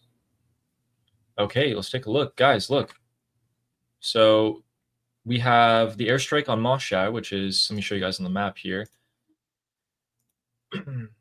All Guys, right, looks like we do this have. is way up north. So first of all, Mashhad is down here. It's right there. That's normal. Bandar Mashhad. That's normal, right? We've seen that in the southern coast. But all the way up here is Tabriz, the largest city in the northwest.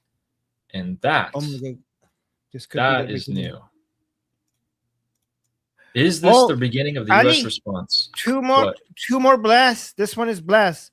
Khorramabad, Lorestan province. Okay. Blasts. Like it's not.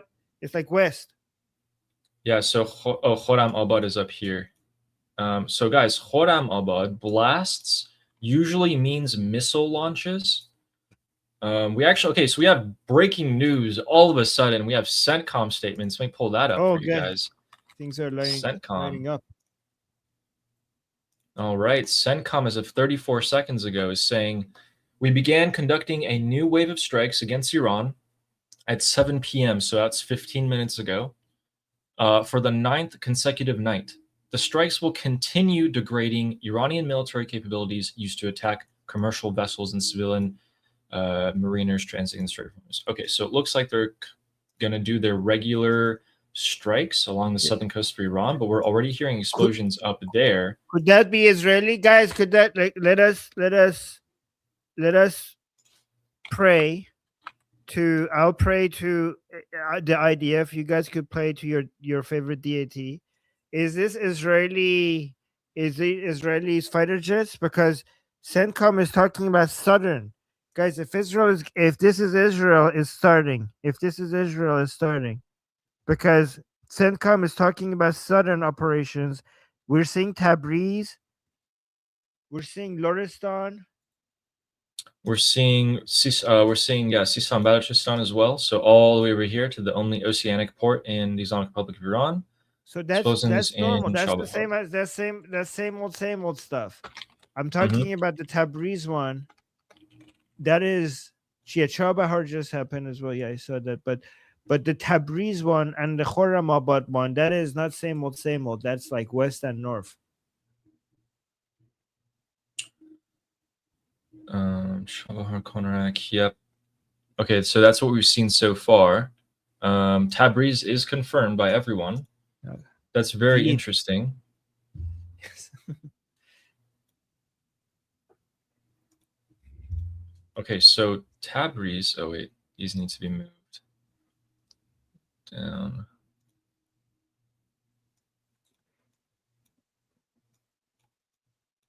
Is this Come down. is this Okay, there we go. Israel? What are the chances? What are the chances this is Israel? I don't know. I'm not I really don't know. sure. Guys, if Israel is moving in, we could be in for major boom booms. You know, I feel like it's not Israel. I feel like it's No? not. I feel like it's probably the American bases in Iraq and Jordan that have picked up for that.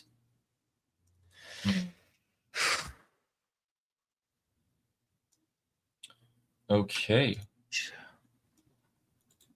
We got everything out of the way here. You know, دلم میسوزه برای جنوبیا.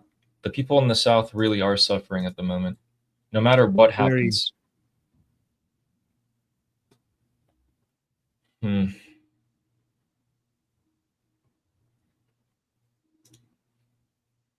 Okay, so right at the tail end, we do see that the United States has started their strikes much later than usual. Let's read some super chats and see if we can get some more interesting news come out. So, Carolyn, Texas has been a member for 1 month. Congrats on your member anniversary. Thank you for joining. Thank you. And Candace Christian also became a YouTube member. Thank you very much for joining. And Thank you. Kat Miowski, live OSINT feed, also became a YouTube member. She's great, guys. You should follow her on YouTube. She has the maps of the Middle East as long with their air trackers, so all the planes that are going on. She gives you guys updates. I'm pretty sure it's 24/7 actually. So thank you for joining. I'm Your Sensei says, what happens if the yuan becomes the new petro currency? Petro yuan. Okay, Yuan. let's just say it happens. Yuan? Yes. No chance. But no. Okay, guys, the yuan, the Chinese yuan, there is manipulated by their government. The Chinese economy is used as a political weapon. So whenever you have an economy that is a command economy and a currency that is weaponized for political purposes against other country, then your currency and your economy is not reliable for global trade at that level.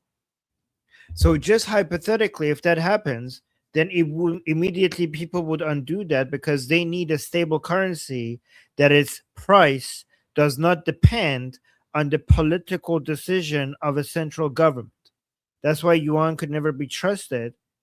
Because guys, for yuan to become a petrocurrency or any currency backing global, so petrodollar and petrocurrency is not as meaningful as it used to be. So when we're talking about global trade, we're talking about everything. We're talking about chips, tourism, other services, loans, and petro, like not just petrocurrency, right? So the reason why yuan could not be relied on, so because this is a voluntary thing, like you can't force people to adopt the yuan. Like you can't, no government could come and like, hey, you have to do yuan. Like people would immediately convert it to the USD because USD is the reliable currency. So if the euro could not replace the USD, why on earth do you think the yuan would be able to do so, given how much is manipulated and how much is weaponized for political reasons?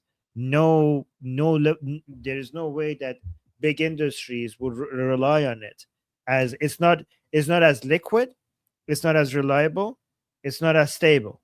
It would not be able to replace the USD. Yep, and thank you for that question. Quick update. They are still hitting Chabahar, so the southern coast. A couple places are being hit. It's still, as of right now, not that extensive, but perhaps CENTCOM is going to conduct a longer duration of strikes. Iraq is also being hit by the Islamic Republic, the northern Kurdish opposition headquarters of Erbil. So we'll keep an eye on that. And the Persian American saying, sorry, Armin, Spain won. Yeah, but I didn't see the goal. They did. They won the soccer game, but did they actually win? Because when it comes to government, I still think Argentina, where it matters the most, Argentina win. Argentina. Yep. Thank you, Noah, for the super chat. And Fleshy Interloper is saying, aw, poor neglected super chats. Blame the World Cup. Well, yes, looks like some of the people Ali, who were watching the World Cup came. Yeah, Ali got to confetti and I didn't. I'm like only halfway there. So Ali got to confetti before me. This is the first time that's ever happened. Wow. Everybody is on Ali's side. Look at that. Everybody has abandoned me. And I only have 5 super chats today. Wow. Everybody is just on the other side. That's great. Guys, Armin's chat. Come on. Change. Armin's chat. Ali is doing regime change. And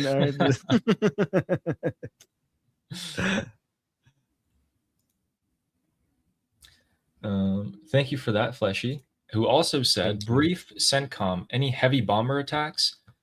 Not yet. Not yet. Just very unusual that Tabriz had explosions northwest of Iran. That place hasn't been hit in a while. There was a lot of unconfirmed explosions in the center of Iran today, but I couldn't get any confirmation on that. But hopefully soon, Fleshy. You know, they just started 25 minutes ago. Continuing to degrade the southern coast. It's not surprising that the explosions are decreasing in intensity, because if you're actually hitting important targets, well, they're destroyed. You got less of them left. Thank you, Fleshy. And Rafi is saying, love you both. As an Israeli, I'm ready to stay in a shelter for weeks if it means this regime is gone. But shouldn't Iranians in the US and Prince Pahlavi also put more pressure on Trump? No, I actually don't think so. He's doing the pressure that the Iranians are putting on Trump is very negative that I've seen. It's very much like, why aren't... Well, not all of, let's not paint them all with the same brush. There's so much love for President Trump among many Iranians. So much love. Mm-hmm. There's some people who are desperate for more support, which is justified, and they're angry and they're frustrated. But there's also so many Iranians that adore President Trump. It's both of them exist. Yeah, exactly. I don't think we should put pressure on Donald Trump. I think we should encourage him. But the pressure that I see is it's not helping people in Iran. You should not be negatively criticizing someone. If it's constructive criticism, that's fine. If you're just hating on Donald Trump, that's not fine. You know, positive feedback is always appreciated. I think people need to remember that President Trump, no president in you, even if it's less than what you wanted, it is still bigger than we ever expected, and it's still bigger than any president ever in the history of the United States. it is better than whatever any Democrat would have done. And also, it's not yet over. It's not yet over. Yes, it is not over. In fact, the strikes tonight are just beginning. Keep in mind, here's what's interesting. Oh, sorry. Let me say something else about this too. Rafi, who says, "I'm ready to stay in a shelter for weeks if it means the regime is gone." Yeah, thank you. And also, First of all, you're doing your children a service as well by having this threat gone, and largely the world as well. So thank you, Rafi. I just want to say, Rafi, you and every Israeli who says that, you have no idea how much that means to us. Like, this message, I constantly report this type of message on the Iranian show, and you have no idea how well received this is. So many Iranians have seen Israelis saying that for Iran being liberated, they are willing to go and stay in their shelters for as long as it takes. And this is why the Iranian people love Israelis. Like, you have no idea how well received these messages are. Thank you. And I don't know, we don't deserve you. You guys are amazing. Like, can't wait for us to get to a place where you guys see that it was all worth it. And I appreciate you, Rafi. I really do appreciate you. Thank you for saying that. Yeah, thank you for that. The next super chat is from Sarah Ocean saying, AA, Ali and Armin Anonymous. Hi, my name is Sarah, and I get cranky when I miss the A2 analysis 2 days in a row. Missed you guys. Love this show. Oh, thank you. Well, yeah, it's very noticeable, Sarah, when you're not here. It's very noticeable. So thank you for being here when you can. Thank you, Sarah. I've been trying to get all of the important news and analysis in the first 20 minutes, so you guys can make sure to watch this show, and we will discuss the further nitpicky analysis points going on, and then we have the Islamic Republic supporters I can't speak section after that. So Sarah, make sure you watch the beginning, and thank you for the super chat. So Lectivist is saying Argentina lost, so USA and Israel better boom my mood up. Oh. Oh, I'm sorry, guys. Yes. Yeah, we got the next match coming up. The final. Maybe not the final. Maybe this is the semifinals that we're about to head into. But I feel like it's pretty high up there. But was this not the last game? Oh, I mean, like Iran versus Israel or Iran versus the USA is the next game. But I don't know if it's the final game. It's probably the semifinals. Well, not Iran. Okay. Sorry, Islamic Republic. You're right. Thank you, Selectivist. I hope so too. And Rafi is saying, another Rafi, saying Qani equals Cohen. Who's Cohen? Yeah. Cohen was oh my God, you should go watch the movie about it. Cohen was a spy, Israeli spy.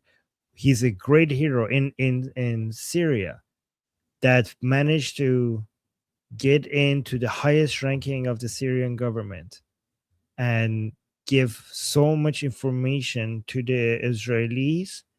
And he saved so many people's lives. Israel managed to get the upper hand in war because of his intelligence. Eventually, the Syrians figured out who he is, and they tortured him so much, and they killed him eventually. But he's a great hero of Israel. Like everybody, the greatest spy. Like everybody, like this is the ultimate spy of Israel. His story, the things that he went through to change his life and make him like he changed his name from a Jewish name to an Arab name. He created he left his family and went and created a completely parallel life to make it believable, and he found his way all the way up the highest ranks of the Syrian government, and he passed on so much valuable information to Israeli that saved so many lives, and eventually he was tortured and killed for it. Yeah, Eli Cohen. Rest in peace. That's awesome. And thank you for that super chat. Well, we don't know if Connie is the Eli Cohen in Iran right now. We don't know. It would be funny if it's him, but we do know for a fact that there are a lot of Eli Cohens right now within the Islamic Republic. There are a lot of them, not one, not two, but so many within the regime at the highest ranks. Yes. There are infiltrations. Thank you for that super chat. I didn't know that. Yeah, thank you. And Fleshy Interloper saying Saudis scared of a good slapping. Ooh. Yeah. Their foreign minister, their ambassador to the Islamic Republic got slapped around by a nobody, by the way, by just a random airport officer. That was good. In front of his wife and kids, you know. Then he comes on TV and he's like, yeah, I took it like a good boy. Thank you, Fleshy Interloper. Wait, before you go to the next one. Yeah. No, before you go to the next one, Omid is saying Eli Cohen, they should make a movie about him. They have. It's called The Spy. Who plays in it? Somebody important. Yeah, I forgot his name. Someone's saying, didn't Sacha Baron Cohen play Yes. Eli? Okay. Yes, Sacha. Yes. Pretty. Yeah. Okay, maybe I should watch that then. Maybe tonight. Thank you guys for the suggestion. And Fleshy Interloper is saying, finally, Aligrams. Yeah. Yeah, that's the general mood of the Islamic Republic supporters. Still blaming each other, fighting each other, and wondering why they're in the situation that they're in. Like they didn't warmong for decades. And Fleshy Interloper is also saying, Armin's art of war is don't lose.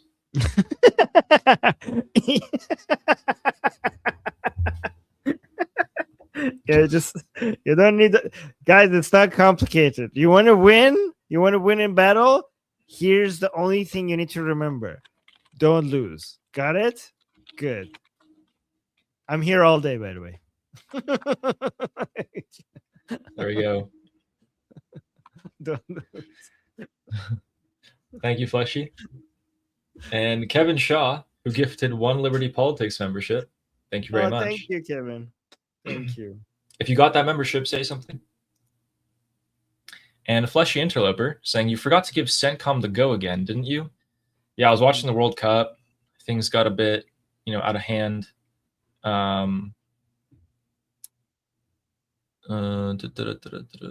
Okay, yeah. They got out of hand. I'm sorry. But hey, they started. You dropped the ball, Ali. You dropped the ball. You know what, actually, though, Fleshy, you should be happy about this. If the strikes, this is the 9th night in a row, if the strikes are less in intensity, you know what that means? They actually did their job. They picked important targets, and they're not hitting the same radio tower 15 times in a row. They're running out of important things. Thank you for the super chat. And the Persian American is saying maybe Jordan is retaliating. Highly doubted. One of these Arab countries finally growing a spine. No. Nothing is impossible, but some things are impossible. Okay. Yeah, thank you, Noah. We hope that, yeah. And Fleshy Interloper saying, there you go, Sarah. Yeah, Sarah's back after 2 days. Yes. Our hype woman, hype sister. Yes. Thank you, Fleshy. Yeah, I need Sarah to message me once every while, and tell me you got this, Sarah, man. You're doing so good. We love you. We support you. Throughout the day. That's what I need. Yeah. Yes. Confetti. And yes, this is confetti.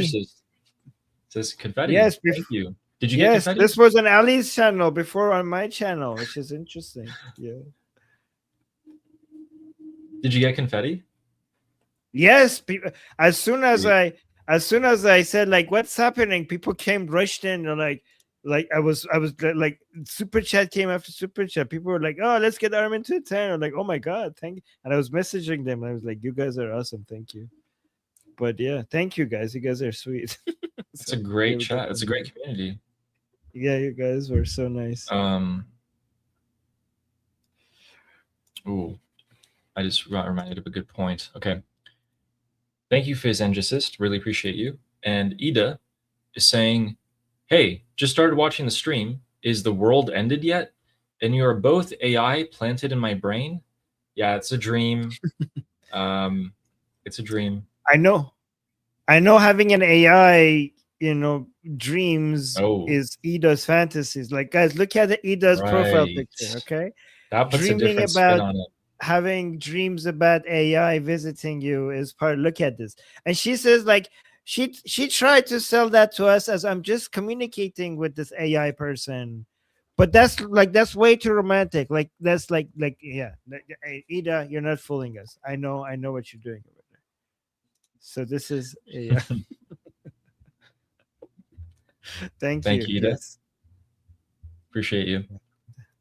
And real quick, I just want to show you guys something, especially if you're an Iranian. This is iShow speed. No. Let me put this bigger. Verify this. Is iShow speed. Huh? Are you sure? Oh, yeah, I did. Yeah. This is iShow speed at the World Cup. And on his white coat, he has the fatality, which is what? you guys. Are you kidding me? Is this real? Can somebody triple check? This is the Zoroastrian symbol. You have your hand. I always forget the hand up is for it's a continuity of life or something like that. I keep forgetting. And the ring is like the circle of life. What anyway, is it? I'm sure someone in the chat knows. Is the number one Zoroastrian symbol? Is he turning? Why is he wearing it? Is he going Zoroastrian? Or is no, he I think he just Iranian probably has some like Iranian friends or maybe chat. Maybe someone in his chat told him like, hey, I just donated like all this money. Like, please wear this at the World Cup or something like that. He's probably the biggest streamer in the world. Yeah, so this is a big deal. If he's wearing it in support of Iranian people, this is a big deal. So guys, I know a lot of you who are above 15 years old might not know who he is, but he's big. He's really big. Yeah, and it's very Iranian. This is very Iranian. This is very Iranian culture against Islamic culture. Yeah. So trying to get some dip. There it is. All right. Here's your confirmation, Armin. You ready? Can you see this? Mm-hmm. Yeah. Okay. 1 second. No sound. 1 second. And there it is. Right there. Right there. Oh my God.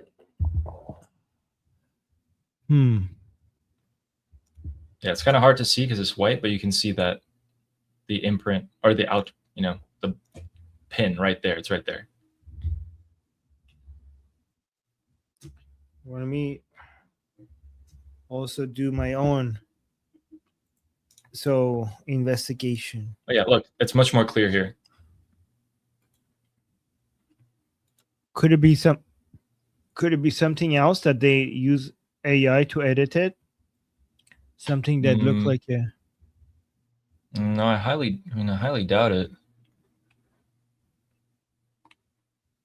Let's just be skeptical until we see some more confirmation. Because I'm seeing some pictures and it's not there. Guys, I'm always very skeptical about everything. Is that let me know if it's too much. No.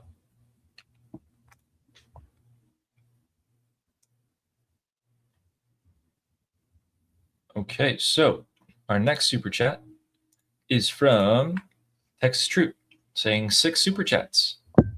Getting you up to 10. Yeah, thank you. Thank you, guys. You guys are amazing. Thank you very much. We also have an update on the boom booms. I'm going to wait for 1 more minute, see if we can get some more here. Okay. And thank you, Texas Troop. Kelly with the super chat saying, let's get Ron to his goal. Ron, Armin, Ravine. Thank you, Kelly. Yeah, Yes, Ron. very sweet. Ron. That's my new name from now on. Why not? I'll keep it Ron. I'll be Ron. Thank you. And the next, thank you, Kelly. And the next super chat is from Sarah Ocean saying, "So Armin doesn't keep whining about super chats. Love you." No promises. I still might, but thank you. You guys are awesome. We also have another quick picture here. Ooh, this one's by Potipto. Potipto posted. I'm gonna make this bigger, actually. Potipto posted this. Look, it's the Lion and Sun flag right there, Nice. behind the goal in the World Cup final. We did it.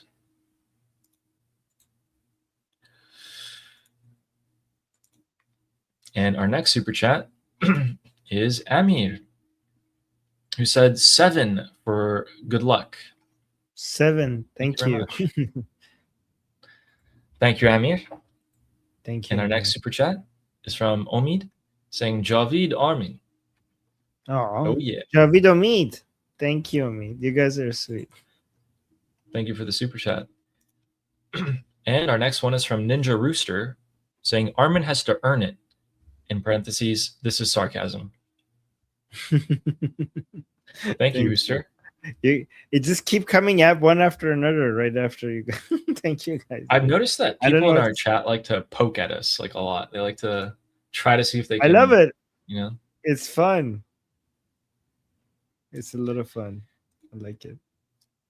Guys, after this, we have some quick updates for you guys. And then we have Roman Cabbage saying, we at Mossad and ALC support Armin versus the usurper Ali. Yeah. Okay. I guess I have to make my own proxies to fight for me, huh? Yes. Thank you, Roman Cabbage. I'm not trying to usurp anything. I want Armin for as long as I can get. In fact, guys, I'm not the. That's what the usurper would say. Armin's the one's like, hey man, you got to stream on your own. Like, you stop making me come over here. Wait, what? No. And thank you, Roman Cabbage. Thank you. And J.M. Peterson is saying, I'm here. You were my first link to Iran with Goldie. What a great way to get introduced. Thank you for being here. Yeah. Thank you for still being here. It's been a while. And the Eden fam is saying, I'm hoping the bombing near the Strait is a feint to draw the IRGC away from the north, and we airdrop in SEAL Team 6 near Tehran to wipe out their leadership. You know, it's a little simple, but it might work. Yeah, I mean, you have a point, because almost every attack is a potential misdirection. Every attack is a potential misdirection. So it does make sense. Yeah. We'll hold on to that. And if that comes true, we're going to come straight back here. Thank you, the Eden fam. And Steak and Beans is saying Eli Cohen was convinced the Syrians that the Israeli Air Force can see the bunkers from the air, so they should plant the huge eucalyptus tree to cover them. Told the IAF, whenever you see eucalyptus trees, drop your bombs. Wow. Did he actually? Were they that dumb to fall for that? Wait, that is pretty cool. I mean, I get it, right? It's like, it's build some trees, get some cover on the bunkers, but then if you're building eucalyptus trees only over the bunkers, then yeah, but that will only work in the favor of the enemy if they knew that this is what they're doing, right? Yeah, and I'm sure the Israelis would have figured out eventually. They hit enough bunkers, be like, oh, look at the pictures. That's a pretty good idea. Thank you, Steak and Beans. Okay, maybe I should watch it tonight. Who knows? And Steak and Beans also said, for context, the Australian eucalyptus tree has nothing to do with the Golan Heights. It's not a native tree. That's true. It's also a very invasive tree. That's actually one of the only things I remember from college.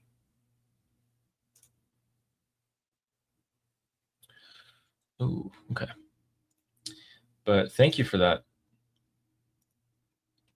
And James Moore is saying, Armin, I was taught to always be skeptical and to question everything.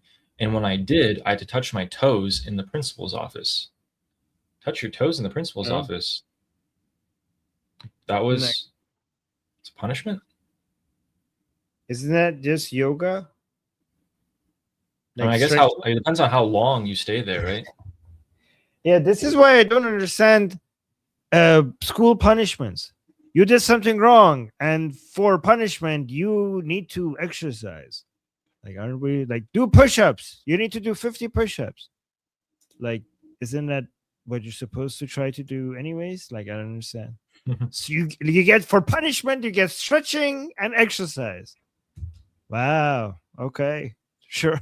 It's free to save some time. That's a good no, please don't make me be don't make me be more healthy. No, anything but that. Thank you, James. And Steak and Beans is saying Ron equals happiness in Hebrew, and it's a common name. Oh. Oh. Well, there you go. There's your Hebrew name. I have a Hebrew name, guys. Yeah. Thank you. Thank you, Steak and Beans. And Ida is saying, Ali and Ron, revenge will be served cold. One of these days, guys, one of these days, you will not see it coming. The laughing emojis. Oh, no. She's going to send her AI. She's going to send her AI boyfriend after us, Ali. Oh, no. Anything but that. No. Can we just call Armin Ron from now on? No. By the way, people are saying in the chat you have to touch your toes because you're gonna get spanked in the bum. That's why you have to touch your toes. Like you have to bend over. Apparently, that's what the person. Isn't that like a crime?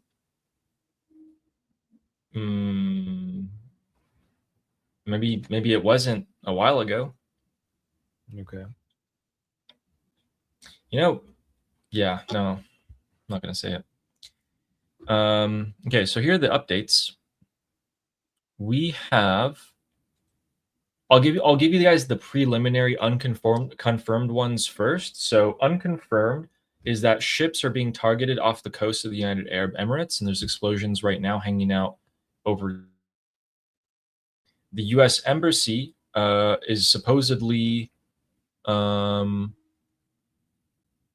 being targeted. I don't know how they're differentiating that's being targeted, but essentially the capital city of Bahrain, Manama, is being targeted right now.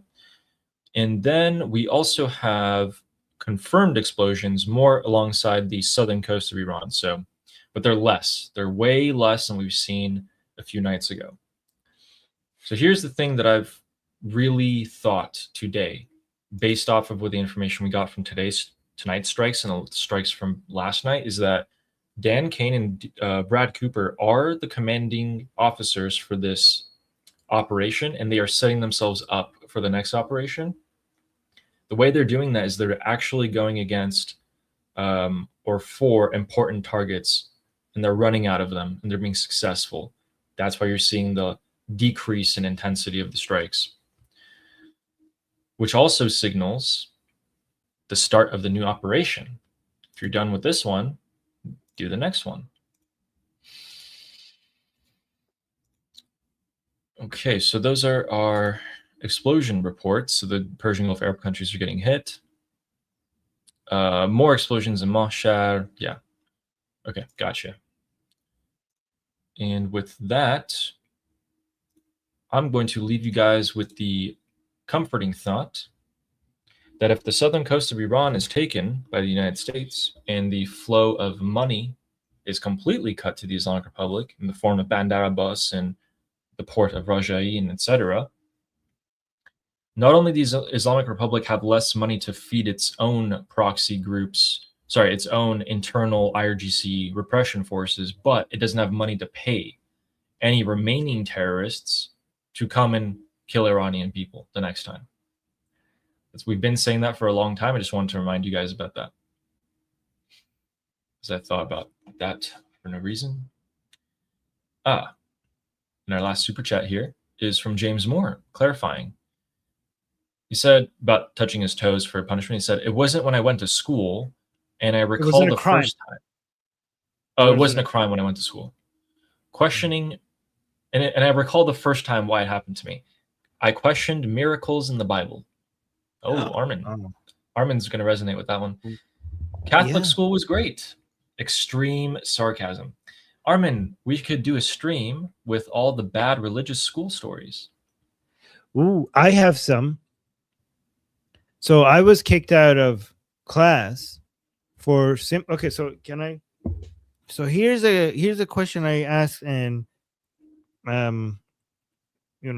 in Iran we have something in between elementary school and high school. It's called Rahnamai. So it's basically there's an in between, right? So that was middle school. Yeah, okay, middle school.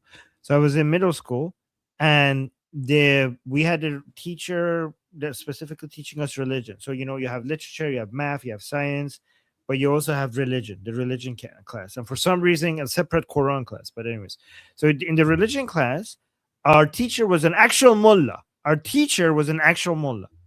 And in the earlier parts of the term, he told us that Ali, Imam, not this one, Imam Ali, the first Imam of Shia Muslims, he at one point had a spear or an arrow in his leg or something. I don't know if it was a spear or an arrow, right?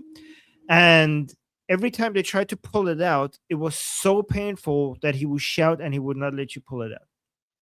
So they went to Muhammad and asked Muhammad, what do? We have to pull this out. I think it was like the remaining of a spear, like and we have to pull this out, but it's so painful that he wouldn't let us do it. And Muhammad said, aha, I have a solution. Wait for when Ali is praying, when he's doing his salat, right?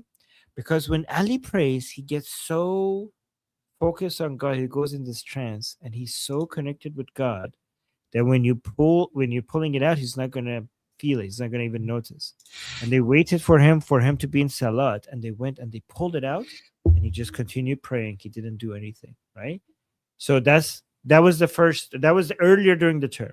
And then a few months went by, and the same teacher had a different story about Ali.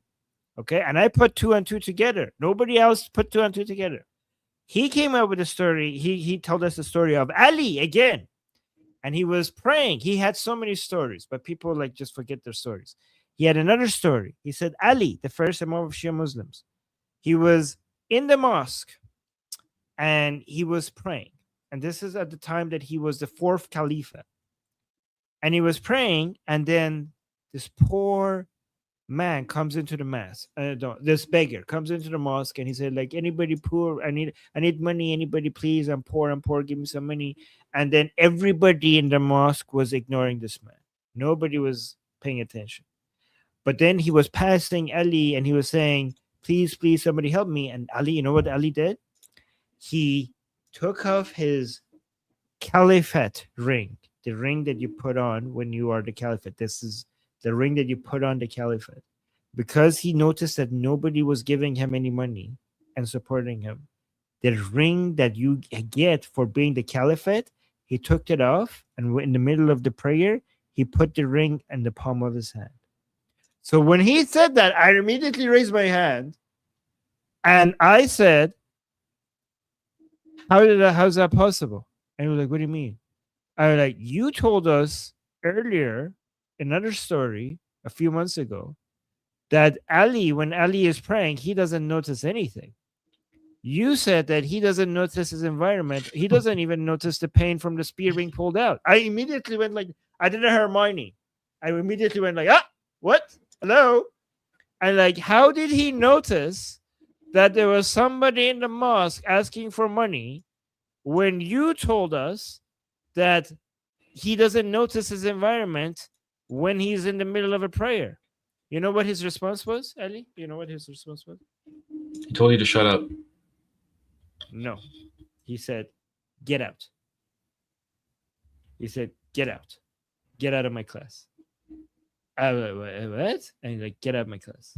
Like, so he kicked me out. Blind obedience.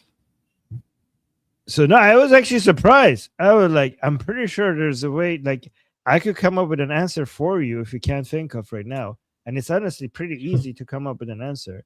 I was like, really? That's how creative you are? So this is how I look, what I look like when I did this. I have a picture of this. Where is this? This is the Hermione. This is what I was. This is what I was like. Right. So yeah.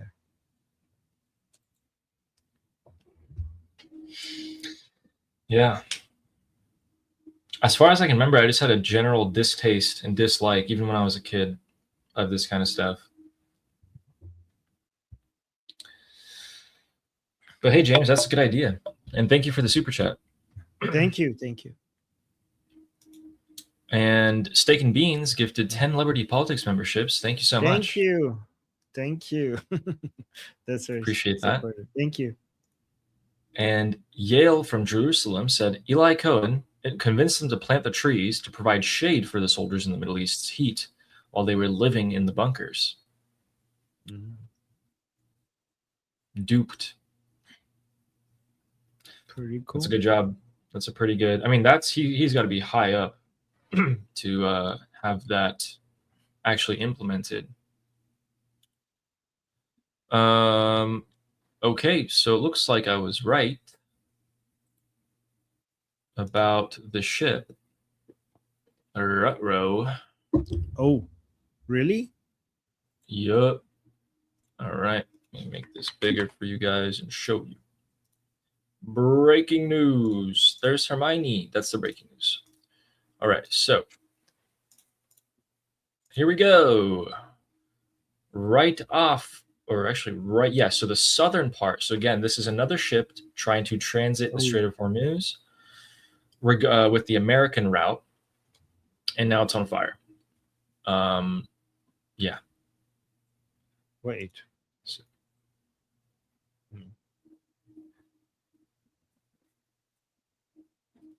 So the Islamic Republic is still in the middle of all of this, shooting at ships? Is that what's happening? Yep. Uh-huh. In the middle of this. While they're waiting to see how the Americans are going to respond, they're shooting at ships. Yep. And they're hitting ships. Oh, they're hitting them. Okay. There's some preliminary reports about Gaza right now. Looks like sirens are sounding in the Gaza Strip. Why that's happening, I'm not sure. But let's see. Yep. So this is literally just 8 miles. This ship was hit 8 miles off the coast. The vessel's on fire. They can't confirm for sure, but this comes after I told you guys I'm hearing blasts in the Strait of Hormuz. So rockets and missiles being fired from the Islamic Republic. And then we see that the ship actually did get hit. All right. We have another super chat from Ida saying, "Mashallah, the wonders of Islam. You see?" Oh yeah. Yes. So see, Ida gets it. Here's like the wonders of Islam. That's easy way out. That's the easy way out. Here's how I would answer. I would be like, well, obviously he was connected to God, and God cares about poor people. So when God noticed that this poor people needs Ali's help, he just brought Ali's attention to the poor man's need. Easy, done. Guys, when you guys have magic on your side Everything is doable. Okay, it's us materialists that are bound by the laws of universe. Okay, when you have magic on your side, you could explain away everything. It's just magic.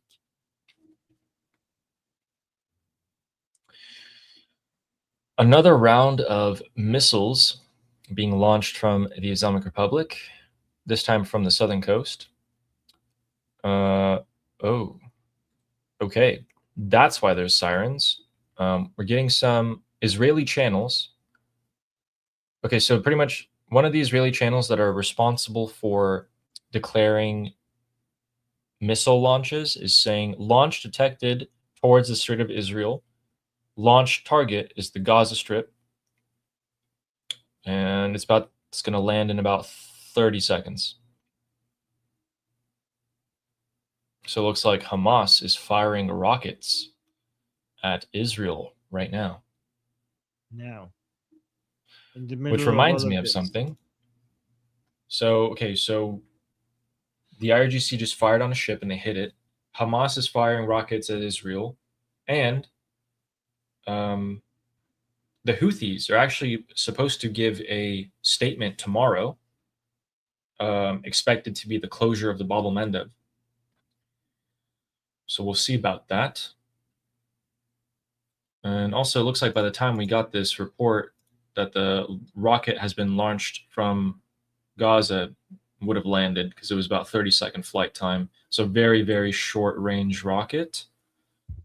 I don't know. I mean, probably intercepted, I would say. Don't have any more info on it right now.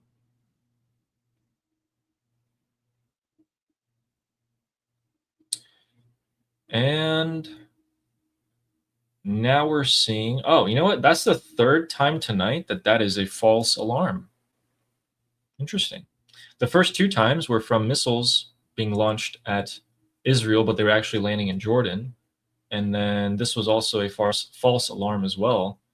But that's very interesting because that channel is usually very accurate. So yeah, looks like we just got the ship. The Houthis are supposed to talk tomorrow, close the Bab el-Mandeb, and we'll see what the United States will do. That's what we're going to be looking for. That's us today.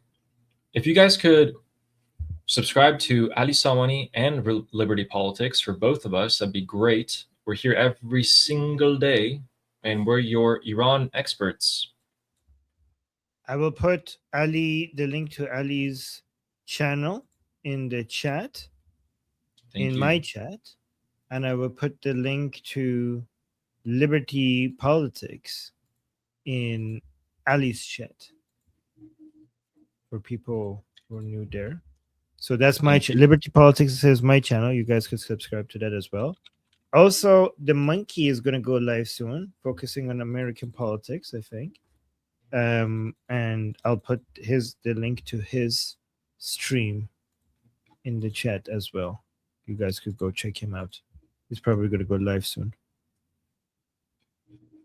And yeah, and also guys, make sure you check out our discussion group. Ali will be there once every 3 days, and it's free to join and free to talk to Ali when you guys want. And the link to that is in the QR code. The link is in the description. The link is in the chat. The link is in the bio section of Liberty Politics YouTube channel. So yeah, Ali is there. Yes, I'm there on a day. Yeah, I'm there every day. Ali is there once every 3 days. You could look in the calendar section and see when our group calls are, when Ali's group calls are, and go talk to him. He hosts his own segments. So yeah, check that out. We're always there talking to people. And we got another super chat. You want to read that one? Yeah. We got RG Rappaport saying, are these verified reports of Iran civilian... Are there verified reports of Iran civilian casualties? Yes. Yes. Let me show you. And thank you for your concern, and thank you for asking. See if I can find it. So in Isfahan, they're about to execute, I think it's 12 or 14 more people. But these are the two boys that they executed today. Ghulam Mohammad Mohammadi and Erfane Esfandiari. They were pushed through a room for a couple minutes, accused of waging war on the Islamic Republic and God and all that bullshit, and were promptly executed right afterwards. Complete kangaroo court, no defendants, no lawyer, no nothing. Yeah. There's another 14 young boys, again, both of them probably around my age, no older. And there's another 12, 14 of them who are about to be executed as well. So yes, they are continuing to execute as many people as they possibly can, expedite their processes. Let me see if I can find the picture of the other 14. They are from the January uprising arrest. Yeah. Arrest Caesar. Yeah. These guys, their crime, so-called crime, was being in the uprising for freedom. Oh Yep. no, I remember I think I know the guy in the bottom right. I saw his first confession. Yep. That guy on the bottom right is very young. I don't even think I think he's like 17 to 19 years old. And they forced a confession out of him, and the video is there on the internet. You can go see. He's terrified. He's 17. So yeah, he's 17. He's terrified. They forced a confession out of him. 3 grown men standing over him after beating him. And yeah. Oh my god. Guy, I saw the first confession of the boy in the bottom right. It's heartbreaking. It's absolutely heartbreaking. Yeah.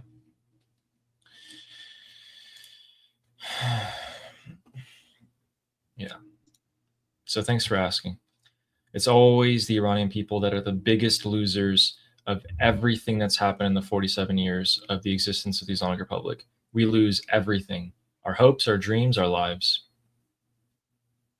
I remember, Omid saying he didn't know what his sentence means. They told him your sentence is Muharebe. He said Muharebe. He's like, what does that mean? They said it means execution. And then he just broke down when he heard that.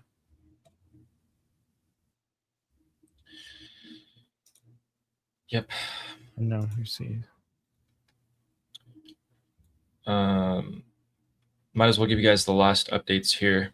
So American forces in northern Kuwait are still launching their HIMARS missiles. That is a regular occurrence this week. And the ports of Jask are being hit. And Kuwait is now being bombarded as well in return. Bahrain is also having interceptions. Okay. That is our updates for today. We hope we have some good news for you guys tomorrow. So please tune in for that. And we appreciate every one of you guys that show up. So tired of the Islamic Republic. So tired of this. Just end these fuckers. Just end it. All right, guys. We'll see you same time tomorrow. Sorry that we ended in such a... It's important, though. Thank you for asking. Thank you for all your kind concern, guys. We really appreciate you guys. We'll see you guys same time tomorrow, same time. Yes. So, yeah, until then, I'm Israel Chai. Slava Ukrainian. Cuba Libre. Long live America. Javid Shah.